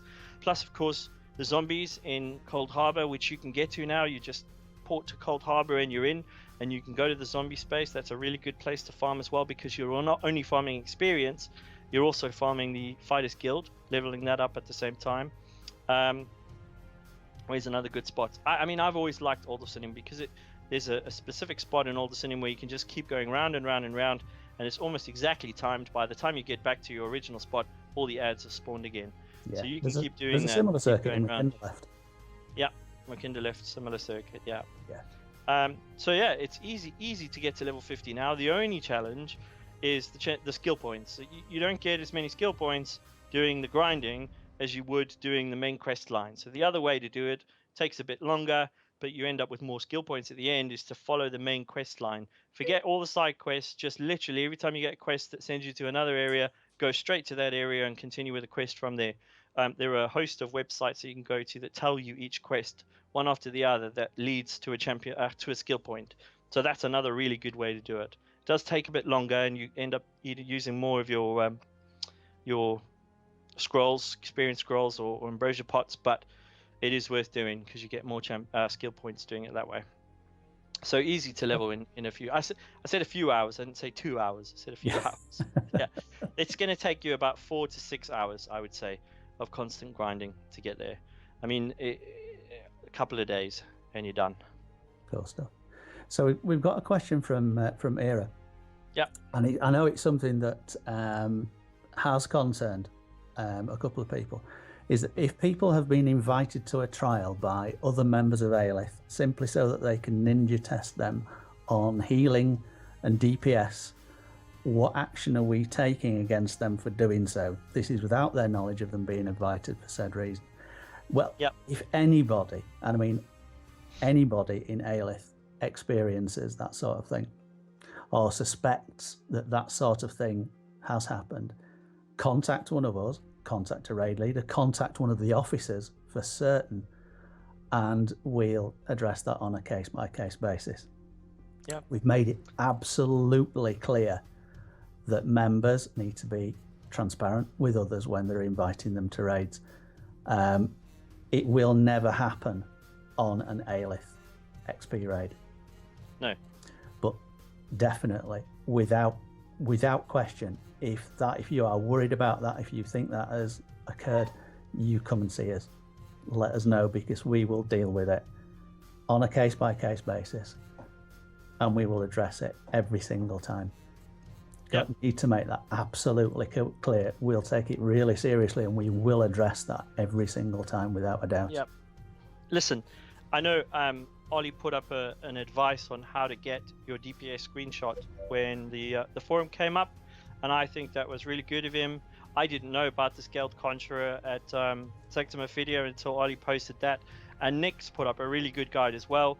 And I wanted to indicate this is private, guys. Nobody's asking you to share or illustrate what your DPS is to the whole guild. It is literally just you and some mates, and you're trying to get a decent number. I've spent an afternoon this afternoon with both Pema and Mr. Red, and we did the same thing. And if anybody wants to do it, by all means, talk to your raid leaders, talk to your officers. We'll happily take you there. I don't think anyone is specifically taking someone on a raid. I mean, can you imagine what kind of a guild are we leading where someone's going on a raid, want to have some fun, or in a dungeon, and somebody's accused somebody else of secretly test? What are we talking about, man? This is a game. Let's play the game. Have some fun. If you want to get a screenshot of a DPS number and you don't want anyone else to know about it, no problem. Ask your raid leaders. We'll take you. It's easy. If you've got some buddies and you want to go, Nick's guide is exactly the right thing to read and show you exactly how to do it. It's easily done. But like Chris says, if it's happening, I don't know the backgrounds or the ins and outs, but if there's somebody out there that feels this has happened, just come and talk to us, and we'll find out. Absolutely. Yeah. Okay, one more question from Goff. Yep. Hi, Goff. He says, Yes. will there be Alith experienced cliff diving raids? What will be the requirements? Well, to the first question, I want to say I absolutely hope so. And I thoroughly intend to put up such an event now that you've mentioned it, because that sounds incredible. The only requirements will be nudity and having fun and falling to your death in a smashy pile of bones. Yes. Yeah. We will be teaching how to do the twirly thing off the top of the cliff and stuff like that. So yeah, how to part of the experience raid will be a learning process. Absolutely. Do you know, I only figured out how you do that the other day. What? Dodge roll off the top of a cliff. I was seeing. right, I was yeah. laid on the. Well, I was laid on the floor at the bottom of the huge one that we do in Dishan, watching people hurl themselves off the top, thinking, how the hell are they doing that? And then it dawned on me about 3 weeks later that you dodge roll off the top. Right. The other good one is Dragon Knight reflective scale, which gives you wings. Just as jumping just off. as you jump, yeah. Yeah. That's a cool one. Yeah. Things like you can streak off as well, of course, if you're a sorcerer. And We could sort of, other class skills are available for cliff diving. we could judge them on form as well as. Yeah, I don't know wings. what the happens if you possibilities are endless, aren't they? I don't know what happens if you pop magma shell and jump off, whether it mitigates the damage or not. No. 8 points. Full damage is never mitigated by. Okay. That's true. Yeah. If you slide off something on the way down, like a mushroom or something like that, I believe people have survived in the past. Yes, to everyone's amusement. Talking about competitions, do we have a competition? Yes, we're going to have the next competition word now. So we've had ordinators from Dunmer. We're now going to have from the Nords, being a pact guild primarily, the word housecarl, spelt the ESO way as one word, not spelt the sort of Old Norse way for all of you history buffs. Housecarl. Okay, and again, you'll have 3 minutes, and then Belle will select a winner at random. And once again, if you're watching this back on the video, very sorry, but obviously you won't be able to take part. Knafsa83 has spelt it the Norse way rather than the ESO way. You need to spell it the ESO way to qualify for the selection. Most people are spelling it correctly. Good. It is a randomly chosen. It's an app that randomly chooses. Yeah, so Bell isn't doing it by hand. He's got a little app. So if you spell it wrong, the app just won't pick up on it. So you do need to spell it correctly. And I believe the prize for this is a Sigic Ambrosia. Yes, very, very Sponsored kindly by Era. donated by Era. So we can all thank Era for his generosity. Era amusingly has entered. I would quite like him to win because that would be hilarious. Yeah, Sigic Ambrosia recipe. They go for about 50,000 gold. So if you already have the recipe, give it to a friend or sell it for a lot of gold. But otherwise, recipe for XP grinding. Oh, we've just been talking about that. How on message. Indeed. Good. Yeah, there are some very good videos on YouTube for the grind spots. But yes, I mean, in fact, going back to the training gear situation, I leveled my Nightblade in training gear right from start right through to finish, and because I like having a gear set. I craft gear sets right from I think the earliest was level 6 when I started my crafter, because it's good practice. You get the XP from actually crafting the damn stuff, and then and I was always one for I want the set. If I copy other people's builds, I don't make my own up. I just go on the internet, what's the meta, the current meta, and I grab someone else's build, usually Deltia, and I'm very, very grateful to Deltia. And so I craft the set, and I've crafted them from 6, thinking, well, I've got to have the Magnus set combined with this set, and it's going to make my experience of leveling better. And so I thought, well, no, this time I want the XP. I want the XP boost. And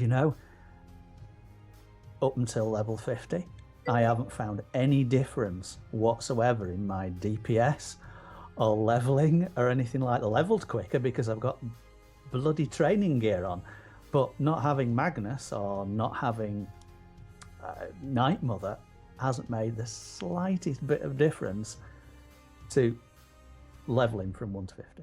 Well, you can do both, of course. Don't forget, you traits. can have training Magnus or You training. can have training traits. Yes, with you can. sets. Yeah. You just lose the bonus from infused or divines or whatever you want to run. Sorry, the traits. Yes. Yes. It's the traits, that's the thing.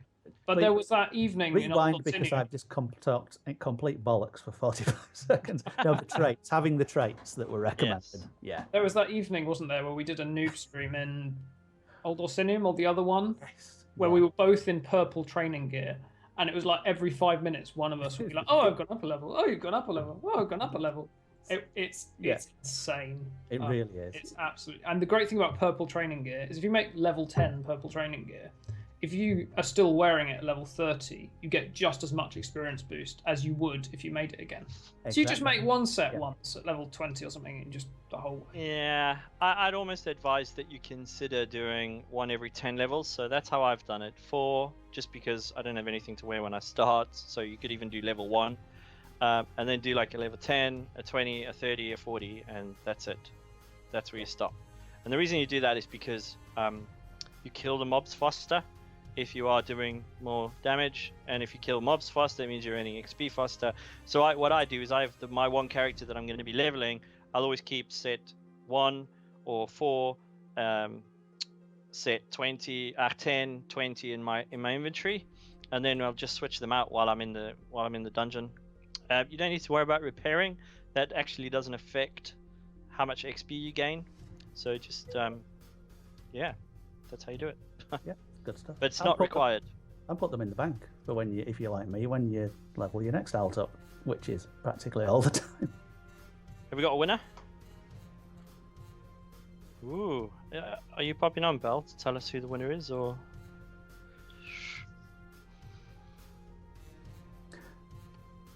The suspense. Yeah, let's give it another minute or two, guys. But if you guys want to crack on to the next segment of the show, I'll jump on as soon as we've got a winner. Okay. Princess, I think. Okie dokie. Yes. So, yes. Someone asked me the other day. Quick aside. Someone asked me the other day, has everyone stopped calling you princess? Well, it was me. You logged in. Yeah. You logged in, and Yes, usually when you log in, Alith chat just fills with princess about 20 times, and this time it filled with Chris 20 times. I thought something's wrong here. This isn't right. Yeah, I announced ages ago that because I hadn't played him for weeks and weeks and weeks. Well, months and months and months. That I was retiring. I'm a little princess, my Argonian transvestite, and changing him into something else, which was a Dunmer Magicka Nightblade, who I still haven't played. So there goes my race and name change. An interesting race to play as a transvestite, given that very few players can actually tell the males from the females. Yes, it was a cunning ploy. It was definitely a cunning ploy, but I digress. Anyway, just because my Argonian isn't with us anymore, I still expect and demand to be called princess, because I've been princess since Insia fooled me into typing "I'm a little princess" into guild chat 3 times in a row before I realised he was winding me up. So yes, still princess. So moving on, and I had the wrong part of the show notes up. Update. Elder Scrolls Online news and discussion. One Tamriel. Yes. One Tamriel. With the we've been talking about game changers. Oh, yeah. Yes, with the game, with the ultimate game changer, where now we are in an Elder Scrolls game. Yeah. What does one Tamriel actually mean, though? What is it actually going to mean? So if I understand it correctly, every area is going to be like, say, Orsinium is now. So you won't have the experience of outgrowing a zone. Okay, yeah, that's a good point. It goes even deeper than that, because it does. Quite a lot deeper.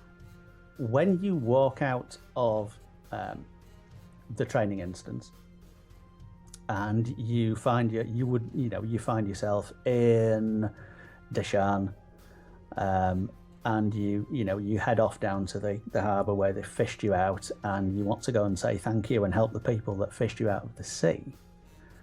In Davon's Watch, and you go to the starter island. On that starter island, you are battle leveled to CP 160. All the mobs are, I believe, CP either 150 or 160. If you want to go there with your, which I actually tried on PTS this afternoon, I chose one of the templates that was level 30, and I went into Deshan. And normally, if you've got a level 30 in Deshan, I mean, you can practically one-shot anything anyway, but a level 30 playing literally just on the steps of Davon's Watch. As you go, one of the first quests you hit as you go out of Davon's Watch. I actually died because I was playing something I hadn't played before and used to being able to, not really bothered about that, just practice.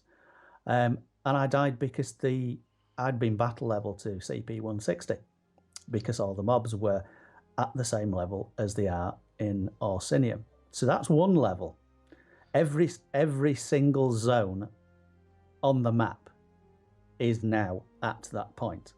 Every single zone on the map is Orsinium, basically, is Hrothgar. Which is super, super nice, because everybody, I think, has at some point or other had the experience of getting halfway through a zone, but being way too leveled for it. Yes. When I was leveling my first character, I was like VR4 in Eastmarch or something crazy. And it's really nice for characters where we've, for whatever reason, just ground up to level 50. You've done the main story, and that's now it. Actually go back and enjoy,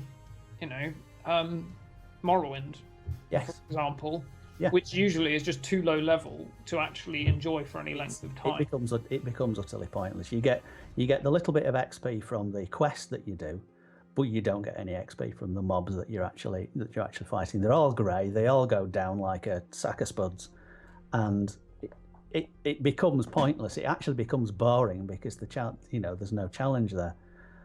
So there's that point. In each major city where there's docks, so I believe on the docks, certainly the docks in in Glenumbra, in what's it called? These are places where packed people don't go. I don't know. The main you start a town. So Davon's Watch, the starter town for the Aldmeri Dominion, the starter town for the other guys. Canathi's Roost. Canathi's Roost is the AD one. Yeah. Yes. Exactly. The DC one is some orc place. And we're terrible. Forget how to ESO. It's been a long time since we got to that level. Yeah, there are people there that are on the docks who will take you to the other areas. So you can walk out of Davon's Watch down to the docks, get on a ship, and if you want to go and do the Aldmeri Dominion quest chain, you can do that. Yeah. You can do that. The only area that is gated off is Cold Harbour, because Cold Harbour plays an intrinsic part of the main story. Oh, I haven't found that today. It's not gated. Really? You can go there. You can go there now. Today you can go there at level 1. You just port on it. Yeah, you just port to someone. And then what it actually does, I thought it would be an issue, but what it actually does is all it does is assume that you've completed all the guild quests, and you basically start as though you were entering Cold Harbour for the first time. So you can actually pick up the city quest the first time you enter Cold Harbour and carry on that way. Just to interrupt, sorry, we actually do have a winner. Not connected. Oh, awesome. Not connected. Congratulations. Congratulations. You have a Sigic Ambrosia. I know we're a bit behind the curve. We were just rambling on there, but yeah, congratulations. I think Bell announced it. Thanks to Error for his donation as well of the prize. Yep. Absolutely. Thanks a lot, Error. Fantastic stuff. So yeah, and it sort of goes even deeper than that, because as Paul said, it goes back to what we were saying about power leveling. If you power level to 50, and you come back to pick up all those quests that you've missed, you are then getting the same amount of XP as you were. If you find a nice grind spot as you level up, you are still going to get the same amount of XP from those mobs. The amount of XP that you get from the mobs all the way through the game, no matter what zone you're in, is the same. And you know what? I think this is going to suit me really well, because when I played Skyrim and Morrowind, and to a much lesser extent Oblivion, I would be that hardcore role player who would not be interested in becoming uber powerful, but would just want to enjoy the story, get into the character's head, do it at the character's pace, really slowly, lots of walking. You know, I had mods for food and sleep, and that was how I enjoyed playing the game. Now in ESO it's a bit different because this is endgame content and I actually want to be a really strong tank. So I kind of have that urge to rush and level and get strong, get to endgame. But what's nice now is that I can do that, and then I can go back and I can do the early zones slowly and casually and enjoy them without it feeling like everything dies in one blow and it's totally pointless. Exactly. So it's actually really good for casual players who want to enjoy the story, but also want to level fast, because we can now kind of do both, which is just wonderful. So I think I'm going to really enjoy it. And on top of that, now, obviously, outside of Cyrodiil, it doesn't matter what faction you are in. Yeah. You can group up with, play with, duel with anyone. Which is our next section. Duel with anyone you like. There is a downside, and before we jump over to the next section, I do want to touch on the downside.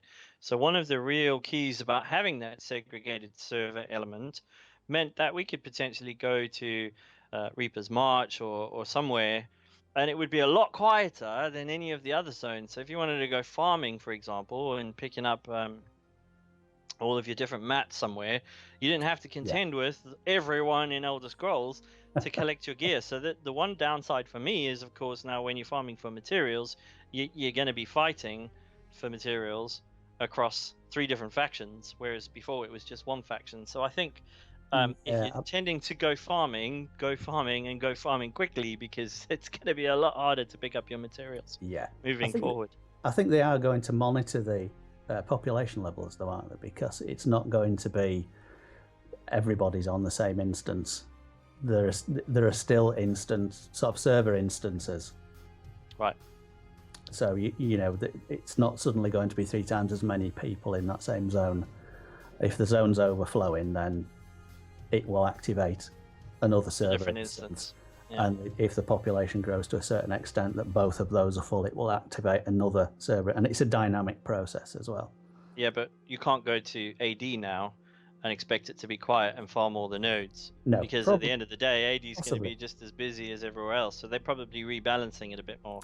But still, you are going to find less nodes, trust me. We'll see. But yeah, dueling, interesting. Yes. Yeah. I think it's a build-up, isn't it, to kind of the next step, which is going to be the whole guild dueling. I don't know. What have they said as far as arena is concerned? It's coming. More than 1v1. Coming. Yeah, it's coming. Yeah, so I think this is step 1. Step 1 is to kind of see what dueling's going to, how it's going to take off. I've seen the mechanic. I haven't actually tested it. Did you test it on the PTS? No, because I'm crap at PvP. The dueling mechanic. Me too. Don't worry, I'm pretty rubbish at that as well. Ask I suppose I could have challenged someone to duel and then died, but that's about the most mechanic I would have experienced. Well, for those of you who don't know, it looks like a Dragon Knight standard banner that gets dropped. So you engage them like you do with your chat wheel. You basically select duel, and they can then accept or decline. So you're not going to be dueling everyone just because they want to duel. You have to accept it first, and if you accept, then a banner will drop down. You have to stay within that banner's kind of barriers, and then you fight each other until death. Which is quite a large area. Yes, I imagine it is a very large area. Yeah. But I think it has something to do with you can't really receive outside help from that banner, if you know what I mean. It kind of nullifies anybody trying to assist with healing or something along those lines. It is literally just the 2 of you. But it's a very interesting concept. I don't know how it's going to go down. I think I'm going to get quite surprised when I get beaten to a pulp all the time in Alith. That's going to It be quite appears to be funny. massively popular on PTS.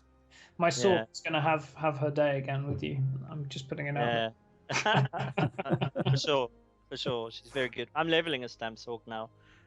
Intia would have been proud. But we'll see. I'll take you on with her when she's up and running. So yeah, I think it's going to be an interesting mechanic. Sorry, Chris. The issue of outside help or anything like that, as soon as you initiate the, as soon as someone accepts the dueling invite, when that duel starts, it completely nullifies any AoE healing, any direct healing, any outside deep, anything from anyone else, any other player, is completely nullified, taken out of the equation altogether. The same buffs and debuffs that are applied when you walk into Cyrodiil are immediately applied while you are dueling. So it's exactly the same as going into Cyrodiil and fighting a member of the opposing faction. So it's the same experience. So you don't have to go into Cyrodiil now to practice it. You can obviously, you can practice it anywhere. The other thing is that outside influences from other mobs are not nullified. So if you want to go and duel in the middle of a group of giants and mammoths, then so be it. Yeah. And the other thing is if you're killed on sight by the guards, don't go and duel. Oh, they still attack you. They will still attack you. That's fantastic. Yeah. Oh, okay. I didn't know that. Yeah. Oh, But yes, I watched one of the ESO teams streams where they were demonstrating the dueling mechanic, and the actual duel area is huge. You really have to travel a long way from the center, from the flag for it to. And when you get towards the edge, you'll get a notification warning you that you are close to the edge. When you leave the area, you'll get a notification to say that you're leaving the area. And I'm not sure how long you can. Well, I think once you leave the area, that's it. Right. You lose. You forfeit. Yeah. Okay. So I think it needs to be fairly big because you are going to be using mechanics. You are going to be, like, I know with my Sork, I'd be zooming. Yeah, you want to do streak outside of the area and you lose. Yeah, I was going to say the main way I beat Gareth with my Stamp Sork back in the day was streaking and crit rushing a lot. Don't forget that I didn't have my main with me back in the day. You used to this is the point. We were both on alts. I was going to suggest that wouldn't it be a great idea if it was sort of like an invisible barrier, like Stephen King's Under the Dome. You just go to a magical force field. Yeah. Law friendly. You'd get sorcerers just going and sliding down the barrier. Yeah, that would be amusing. So what was up next? The next big thing was weapon ultimates, which people have been asking for for an awful long time, I believe, and they are now a thing. And there are some interest. I've used. Let's see. I don't know. There's a list on the Natch Posts, which I am desperately scrolling through now. If someone finds them, please start reading them out. I've tried out one of the bow ones, which is a channeled ability. Yeah. Which deals massive damage as a bow ultimate. There are a couple of morphs, one of which means that you can move at full speed, I believe, or you can actually move. Yeah, you can move at full speed whilst channeling the ultimate. Delchi does a really, really good rundown of the various ultimates. Yeah. I'm desperately trying to. Has anyone found the? You see if I have any sense. Well, I can tell you what they are. Excellent. Destruction Staff. Put me out of my misery. Resto Staff. Sword and Board. dual wield That's cheap. two-hander. That's what they'll be. They're weapon Yes, that's ultimates, what they aren't are. they? Yes. Yeah. Yeah, I did watch the Delta video actually to kind of get an idea of what they are. Two-hander is called Berserker Strike, if I'm not mistaken. Yeah. I don't know the morph. I think the morphs are Onslaught and Berserker Rage, which seems quite interesting. Lots of physical damage, which you would expect from kind of a two-hander. What were the other ones? One hand and shield. That sounded really, really interesting. The one hand and shield one was, let me think. You automatically block all attacks, and it doesn't cost you any stamina for 6 seconds. Ooh, I like the sound of Yeah. that. Wow. Yeah, so it does really, really sound really good. I think you get two. So you've got, when you morph them, you've got a spell wall, I think it's called, and a shield discipline. I'm just using a lot of this from memory. We need to go and find that site. But oh, Bell to the rescue. He's put something up there. There you go. Okay, so one hand and shield. Yep, shield wall. No blocking, or you don't have to block. So all projectiles will be sent back. You don't actually have to block, and it won't cost you any stamina for 6 seconds. That's right. Yeah. When you morph that, the difference is, oh sorry, so spell ward, you do reflect projectiles, and the other morph, shield discipline, allows, let me just see. The new effect in Oh, it shield also, is yes, your one-hander and shield ability costs are reduced while Reduced. the ultimate's active. I don't know how important that would be, I suppose, for your taunt and some of them. But yeah, so that's an interesting one. Maybe. Dual wield. Yeah, We we've got have lacerate. Lacerate's the original, and then you can morph those into Ren. So lacerate, essentially you slash an enemy in front of you, dealing X number of physical damage for 8 seconds.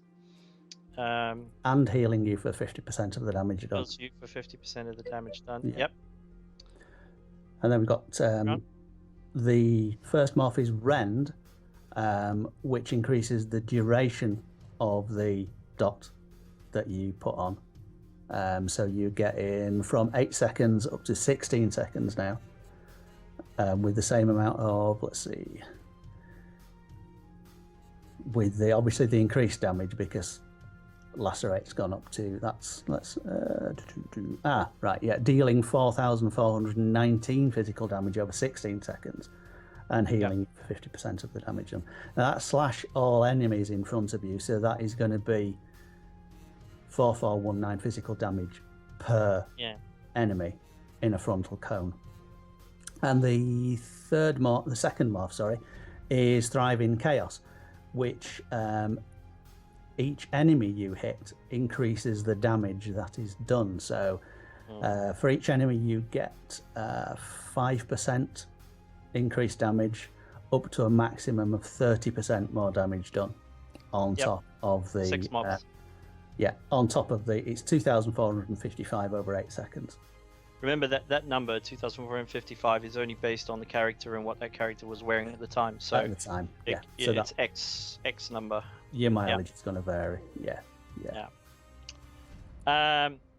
What else? Oh, and let me just say that the way that they look is very interesting. So I've really liked some of the graphics and the mechanics that are happening when you're casting these. They look really, really awesome. Some of them are really, really good. The bow one is pathetic. I suppose. I saw the bow one where what's it called? Rapid fire, and then you've got rapid fire. Just this ether golden bow that just kind of perches itself at some point and starts firing at you. And you can move away. That's one of the morphs. Yeah, rapid fire basically. Rapid fire. You unleash a barrage of arrows at an enemy, dealing 5,530 physical damage over 4.1 seconds, and you can move at full speed while channeling the attack. Whereas some of your high damage bow attacks, if they've got a cast time, it's like you're wading in mud. So your first morph of rapid fire is Toxic Barrage, which is unleash again barrage of arrows at an enemy, dealing 5,530 poison damage The new effect, it deals poison damage, and after the barrage ends, you poison the enemy, dealing an additional damage over time, which is the one that I'm looking at was 3,180 poison damage over 8 seconds. So after the 4.1 seconds, you leave a dot on the enemy for another 8 seconds. And you can move at full speed. The second morph is Ballista. That's the one, isn't it?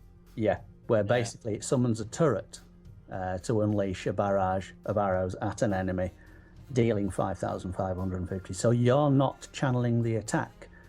So in theory, you can drop your turret down, and in addition to the Move away. Yeah. move away, and in addition to the damage that you're doing with the turret, you can add your own damage with, say, Endless Hail or something like that. And good for those kind of really active fights where you kind of have to keep moving. For Where whatever you've got to reason. keep moving, yeah. Yeah, but at the same token, your enemy can keep moving as well, and if it's a torrent, it's just going to be firing at one spot. So I don't Sure. imagine it's aiming at that It enemy. says at an always. enemy, so I once you guess aim I'm at thinking an enemy- PvE, Yeah. but Yeah. PvP, I don't know how it will work. Destruction staff. Wow, that looks awesome. It does, yeah. Eh? And it changes based on what staff you're carrying, but it looks like a serious storm that's coming down with lightning, and then like this real hailstorm of The like, effect is you very call it shooting star. Yeah, the effects are amazing. That looks awesome. I'd like to see what it's going to look like. Doesn't look like it does much damage, to be honest. On the screen it said 409 damage, magic damage every 1 second for 10 seconds. So that's about 4K. 4,090. Yes, 4K damage over 10 seconds. Yeah. Presumably per enemy. Yeah, but if you compare it to some of the ultimates that exist today, like, you know, even ETR or yeah, Yeah. those are much bigger stuff. numbers. Is it Yeah, and I very mean, that's- cheap? Maybe. Is No, it it's a cheap? 250 cost ultimate, so Gosh. Okay. yeah, so it's Unless going to the be reference interesting image testing. Unless the reference image is a very low stat character. They will be, or if I remember correctly, Delta didn't even have any other proper gear on. I don't know exactly. That's the whole point, is that those numbers will probably change based on your own stats. But Yeah. it's definitely worth testing and checking it out. the other thing is, well, if you're running Molokina, it's a dot. So it's possible that it could proc Molag as well. Oh, you mean Falcon? Valken, sorry, Valken. Yeah, absolutely. First morph is Elemental Rage, which, let's see, that gains a new effect depending upon your staff type. Again, it's the Cataclysmic Storm, 409 magic damage every 1 second, 10 seconds. If you've got a Flame Staff, it increases the damage and always applies burning. If it's a Frost Staff, it reduces the cost and always applies chilled. Lightning Staff increases the duration and always applies concussed. So it's very, very situational, isn't it? That's interesting. It might make some of the other staff types more viable, because lots of people, well, cold ice staffs, for example, are really rare. Yeah. The real counter. So it'll be interesting if it makes those more viable again. And let's see, the second morph is Eye of the Storm, which is that the storm is always cast above you instead and follows you about wherever you move. That's which is nice. Probably classic. good for It's gonna be PvP Good for PvP, yeah. and AoE situations. Yeah, Yeah. that's good. I was very disappointed with the Resto Staff one, actually. Yeah. There are some really good healing ultimates, and this just, it doesn't quite give you what you would expect. You know, I was hoping for like a really big burst heal on this, so that, you know, things like Night Blades and DKs can do that really big burst heal with an ultimate, Yeah. one of these ultimates, but it hasn't done that for me. It's a tick heal over time, and it doesn't look like it's very big numbers. It's not bad costing ultimate, but it doesn't look like it's massive numbers. Yeah, it's only one person as well. Yeah. And it's smart targeted, so it's either yourself or whichever ally has the least health in your group that it targets. So yeah, bit of a So disappointment. yeah. First morph is Life Giver, which also automatically casts Regeneration, Blessing of Protection, and Steadfast Ward at no Yeah, cost. most of those other people are getting from other skills. So Yeah, and it's only one. It's one only person, you or someone else. Yeah, someone it's else. one person. Second morph, light champion. Any friendly target healed gains major force and major protection, increasing critical damage and reducing damage taken. Again, they're going to be getting in a group. There's a lot of times when you get in those. Well, that's the same as aggressive warhorn. So if that might be interesting if that's cheaper. Is it just depends on how viable it is to hit a huge group with it? Yeah, it's only one more person. I think that's the issue. It's actually dropped it down to 125 ultimate. So for Light's Champion, for Light's Champion and Life Giver, the cost has been reduced from 250 to 125. So it's going to be your uptime's going to be more, but it's not game changing, is it? No, I don't think so. I was a little disappointed. Someone's going to find a creative way to use it. Absolutely. Maybe totally wrong when it gets live and people start testing and find, actually it works like this. If you combine it with that makes it incredible. Yeah. So we'll have to wait and see. It's really hard to tell before it's the game. But I agree, it doesn't look like it's going to be something lots of people are going to run. So this interesting, very interesting. Yeah. I'm going to drop in the third competition word now. Aha. And this one is the most difficult to spell. So there's a bit of extra added challenge here. So we've done the Dunmer, we've done the Nords, we're going to do the Argonians now, and the word is Saxleel. Have fun spelling that correctly. So again, type Saxleel into the Twitch chat, spelt correctly. I hope Belle can spell it correctly. And in about 3 minutes, we'll announce a winner again.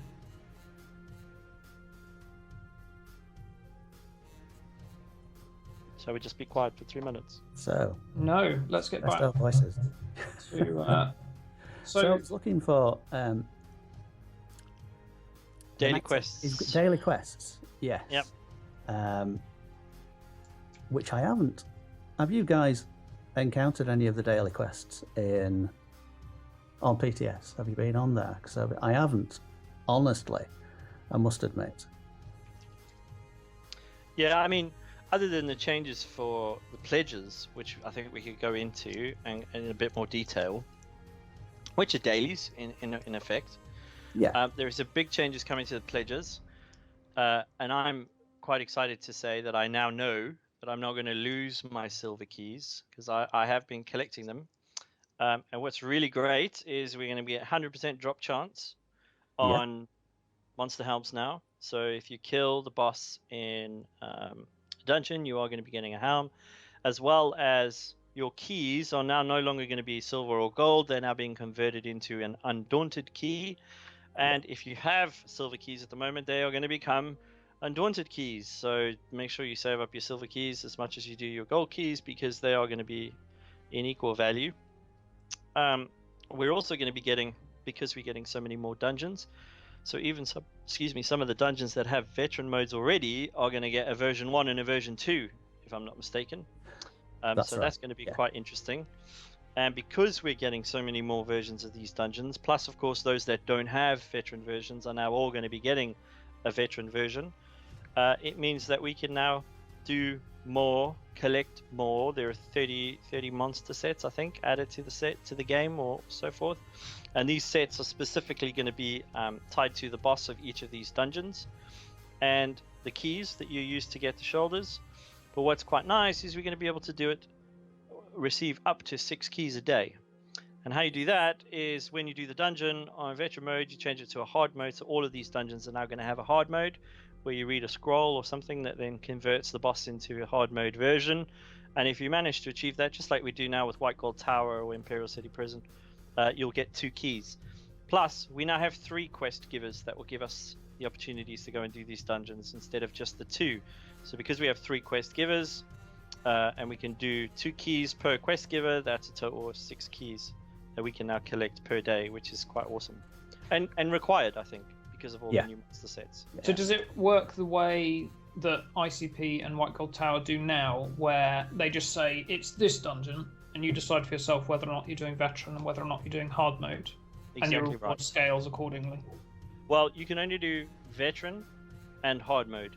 If you're doing normal, you can't do a hard mode. Obviously. Yeah. Yes, you Yeah. only get one key if you do normal, and if you do veteran, you have the option of 1 or 2 keys at the end. Correct. Yeah. Which is good, I think. It's good, exciting. I'm It excited is, to see. and it doesn't matter what dungeon you do. If you want to save your keys up, you can open any of the 3 chests with Yes. any of the keys. With an undaunted key. Within 'Cause they're all one level now, yeah. Yeah. So Which is Mario has just good. clarified in the chat. So the 2 versions of the dungeons that currently have a veteran mode, Yeah. you get. So version 1 is the story of the normal mode and the sort of layout and everything, but with a normal mode and then a harder mode. So it's like White Gold Tower, where it's not different; it's just harder. Yeah. And the veteran, and then version 2 is the sort of story and layout and everything of the current veteran mode. I don't know whether that also has an easier difficulty to go with its current hard difficulty. So it means that you can run the normal version of the dungeon, but at a veteran difficulty. Yes. Yeah. You get to experience the story of the veteran storyline, but at the normal difficulty. Oh, I don't know or about the that. normal I don't know storyline. about that, Chris. You can do it the other way round. Yeah. Definitely, where you can get the normal story but the veteran experience. Yes. It's not just an absolute cakewalk that you can solo, as it is for many endgame players. Yeah. Right. I must admit, when I watched the PAX footage, that was the impression that they gave, was that you could experience, if you went in normal, you could experience both story modes. Okay, that's wonderful if that's true. Yeah. That's wonderful. So that you can decide, you get both layouts and both difficulties, and you can mix and match. You can mix and match. Yeah. Yeah. That's good. Let's see. So, new gear and monster masks, and actually not just new gear and monster. Some of the old gear is revamped and slightly changed. Valkin Scoria is being buffed slightly. I believe. Yep. Yes. Which is Yeah, it's going from 6% to 8%. And I believe the numbers are going slightly up as well. So Yeah. at the moment, there's a 6% chance for the drop or for the hail or meteor to come down, and it's moving to 8% chance, which is really good. I really do think that needed to be brought back up. I don't know if it needs to be as high as it was. I mean, even at 6%, that thing still procs a lot. I use it on my tank. Obviously, there's an advantage there because my tank's doing a lot of dots, but still, it still procs quite a lot. And I think the fact that they've increased it to 8%, it might bring it back as being a really good DPS set. I know a lot of the DKs use it because of, how much they have, how many dots they have. But exactly. Yeah. I mean, the bald figures basically are, when you deal damage with a damage over time effect, you have an 8% chance to summon a meteor that deals 9,000 flame damage to the target and 4,000 flame damage to all other enemies within 5 meters every 5 seconds. News on the competition. So Goff was selected as the winner and has won 20,000 in-game gold. So congratulations, Goff. hey, congratulations. Congratulations. So, let's cherry pick some armor sets. And the thing is with the armor sets as well is each zone, I believe, will have 3, I think, armor sets. Yeah. So if you want to get a particular armor set, you're going to know. The starter area basically has its own armor set. The starter area is armor of the trainee, which adds health, magicka, and stamina. It actually, let's have a see. Two items is 1,064 health. 3 items on top of that then adds 967 magicka, 4 967 stamina, and the 5 set bonus on top of all that again increases your max health, magicka, and stamina by 2,484. So that's a nice tidy little set to be going after while you're in the starting areas. Yeah. Yeah. Let's see. Bahara's Curse, Sithis Touch. They're both for Hugh's Bane. Sivara's Scales. Is that one of the new ones? I believe is Sivara's Scales. I think. Yeah, I it think is. so. Did I see in, that? Yeah, that's in Hugh's Bane. 2-piece adds health, 3-piece adds stamina. 4-piece, because it's Hugh's Bane, reduces your damage taken from guards by 20%, as well as adding max magicka.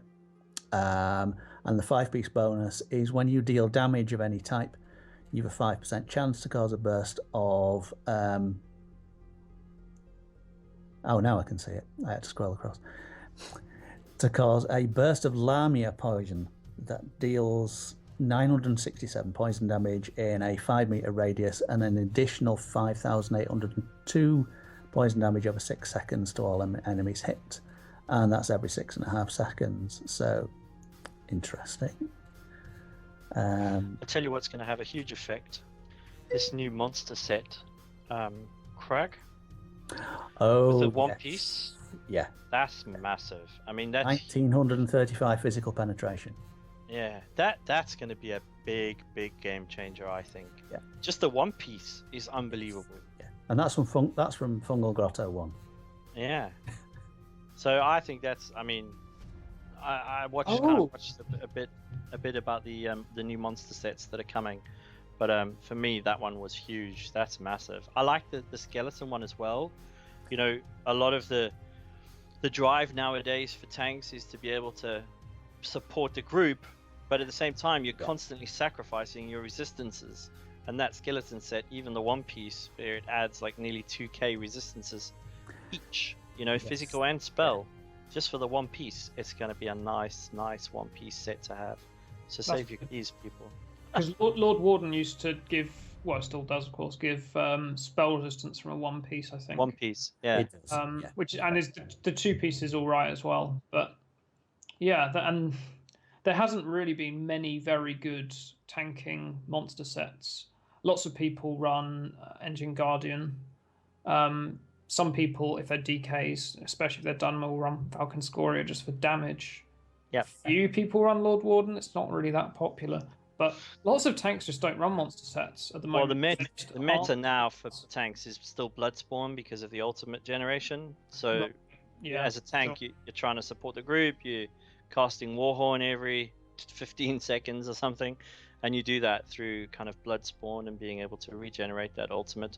But still, I mean, you could find other ways to regenerate ultimate and use one piece of this pirate skeletons to get your 2k resistances per line.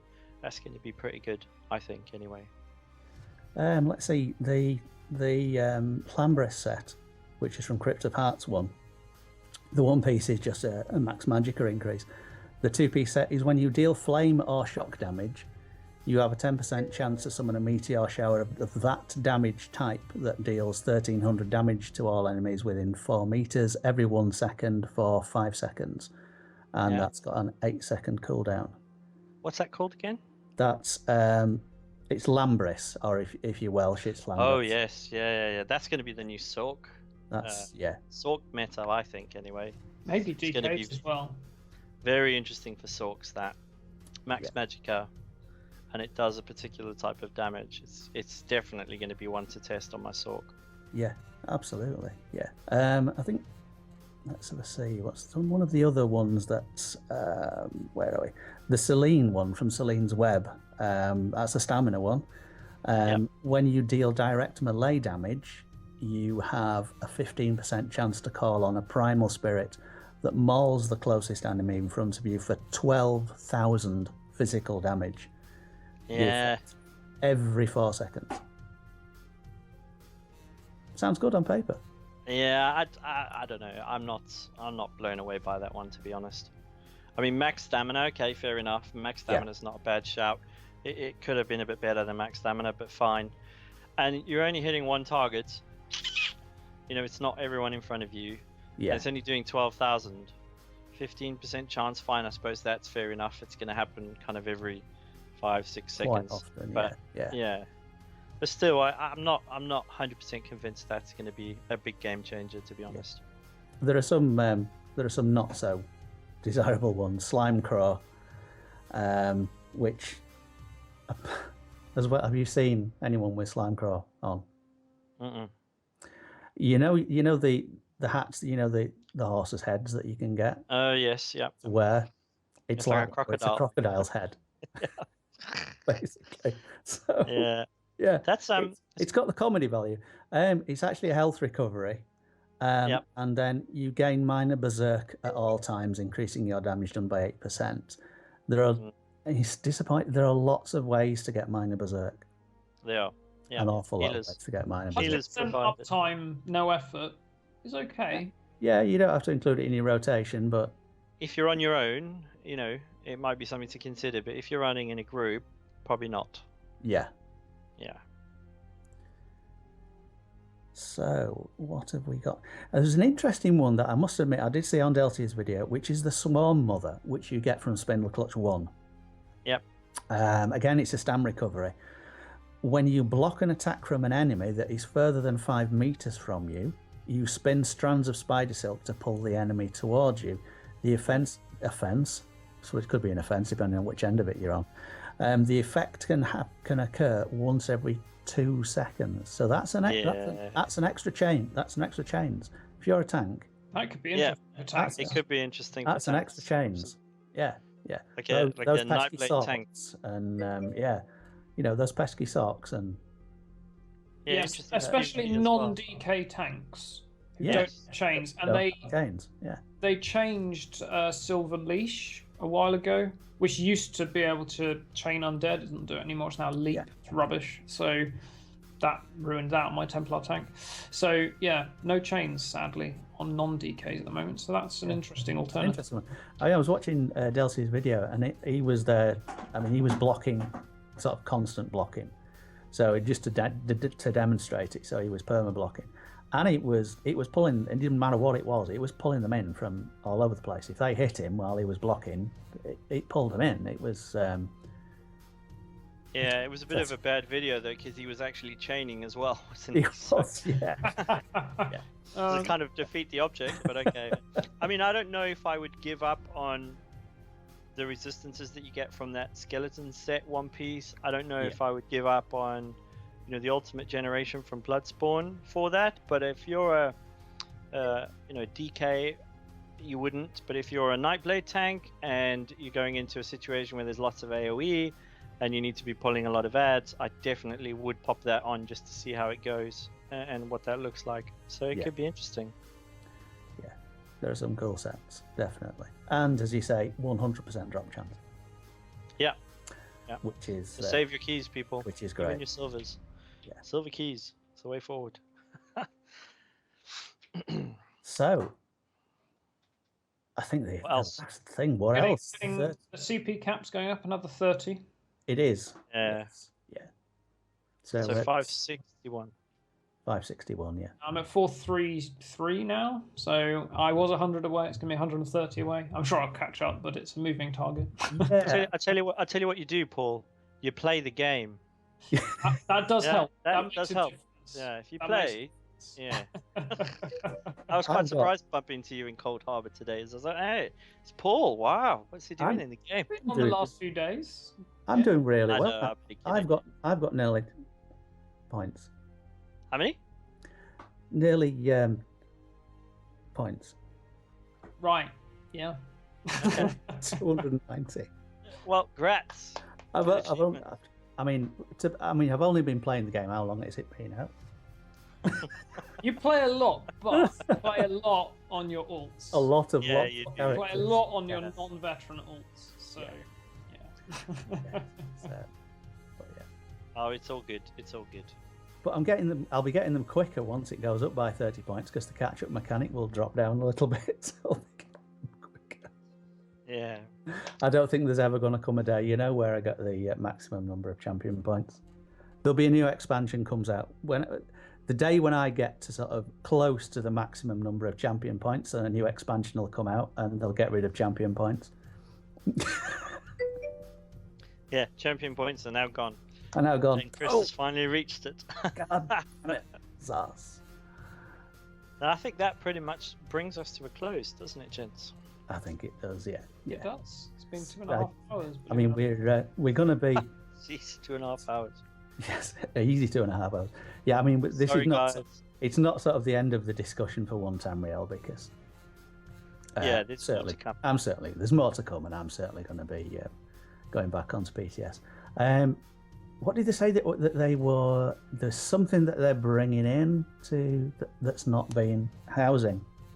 Is housing going on PTS? Something not on no, PTS not this now. patch. Housing's No. giving me error messages. I'll tell you that. No, so it's coming. It's coming. I think it's the next patch, update 13, that we're going to get housing. But Right. they're There's something putting on- in a lot of the fundamentals now Yeah. to kind of get that started. And that's why we keep getting this error message that keeps popping up. There's a really good add-on for that called Bug Eater. Look for it. It will remove those annoying pop-ups. Annoying. Yeah. It puts in the chat. Yeah, it sort of sprung to mind that there was something that's coming with one Tamriel that's not on PTS at the moment, and I can't remember what the hell it was because I've got such a fantastic long-term memory, but bugger all short-term. There's nothing like tanking a trial boss, and while you're tanking it, your add-ons are running out of memory. Consider disabling some. No, not now. Why now? Shisu's LUA memory thing. I'm aware of the fixes. I but recommend that highly. It's Yeah. so irritating when you get when you're doing something like that. So yes, are we having another giveaway? Are Did we? you say we could I think- possibly have another giveaway? Oh, I need a fourth word. Does Belle want to come in and have any final words? Come and do the Hello. thank yous. Hello. Here I am. I haven't fallen asleep. I am here, ready to rock for another competition. Why not? I think I actually talked less than Gareth did this episode. It's a personal best. I don't know, Chris. I'm gonna Not a have to. chance. I'm Not gonna a have to go chance. back and review the footage. I'm not sure. I still think you win, Chris. Right. So, final competition, shall we? Why not? Why not?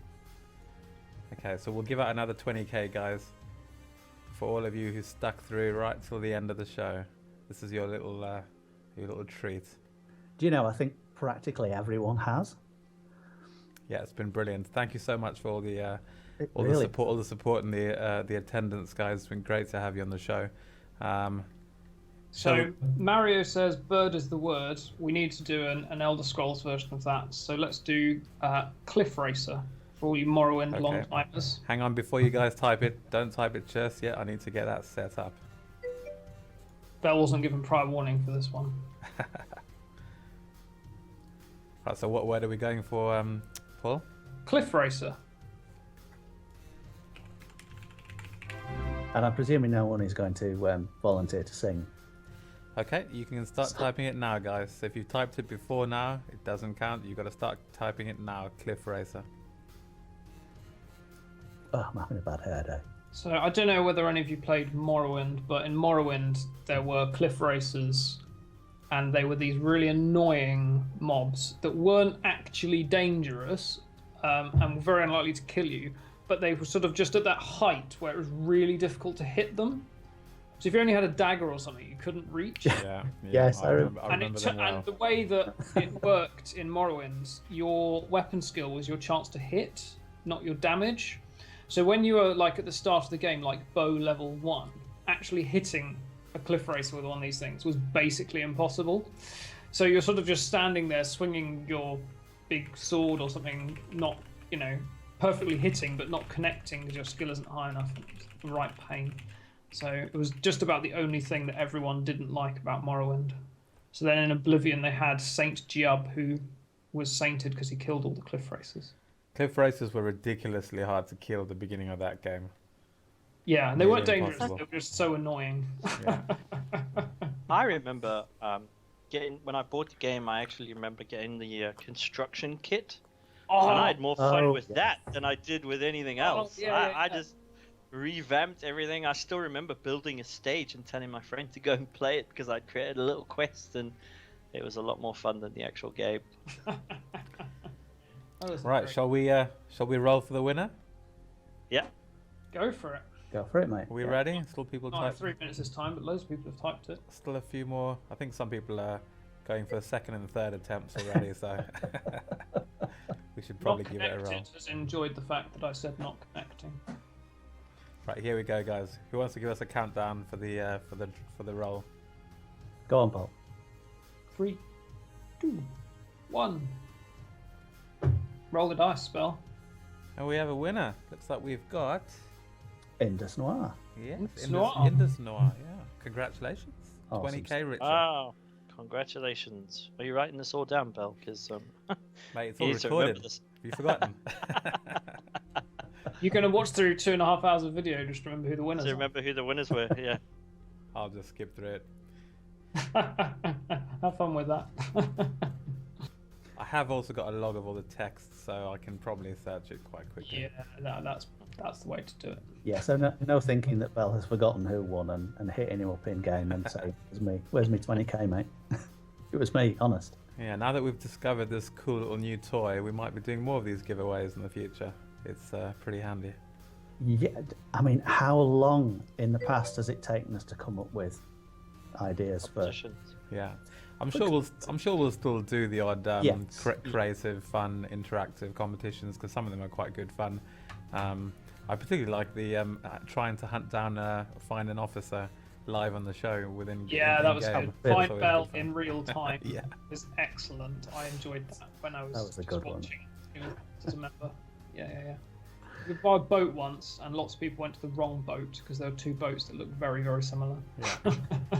mine was the pimped out luxury yacht with Your the yacht. silk Believed you. with the That was yeah, a with- birthday event, wasn't it? Rather than the cast.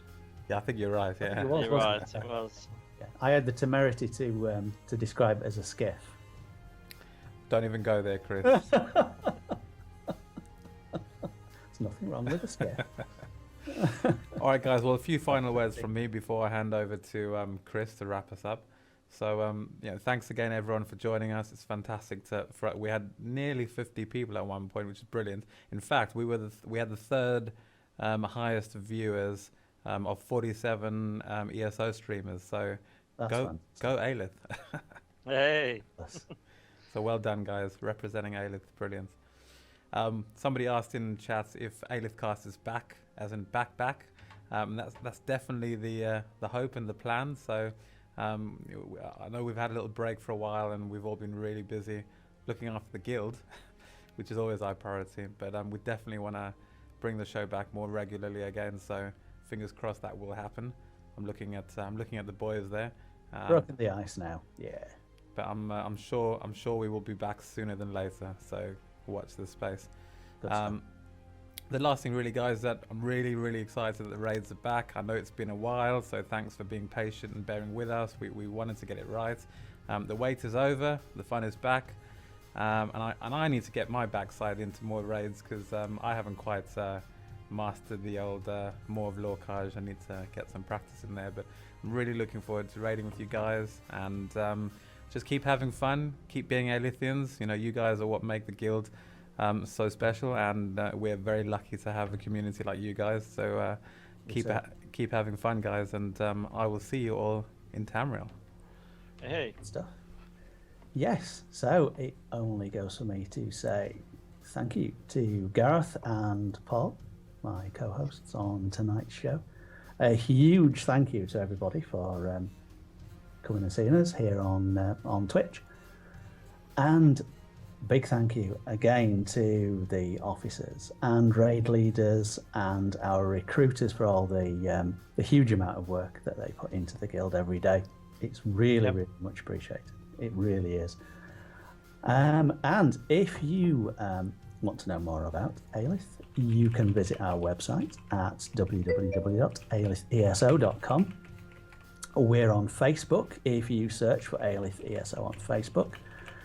Our YouTube channel, where past broadcasts are put up for people to watch, if you search for Alith-Cast. And please subscribe, like or dislike this video, you know what to do. Twitch, you're here now, you know where we are.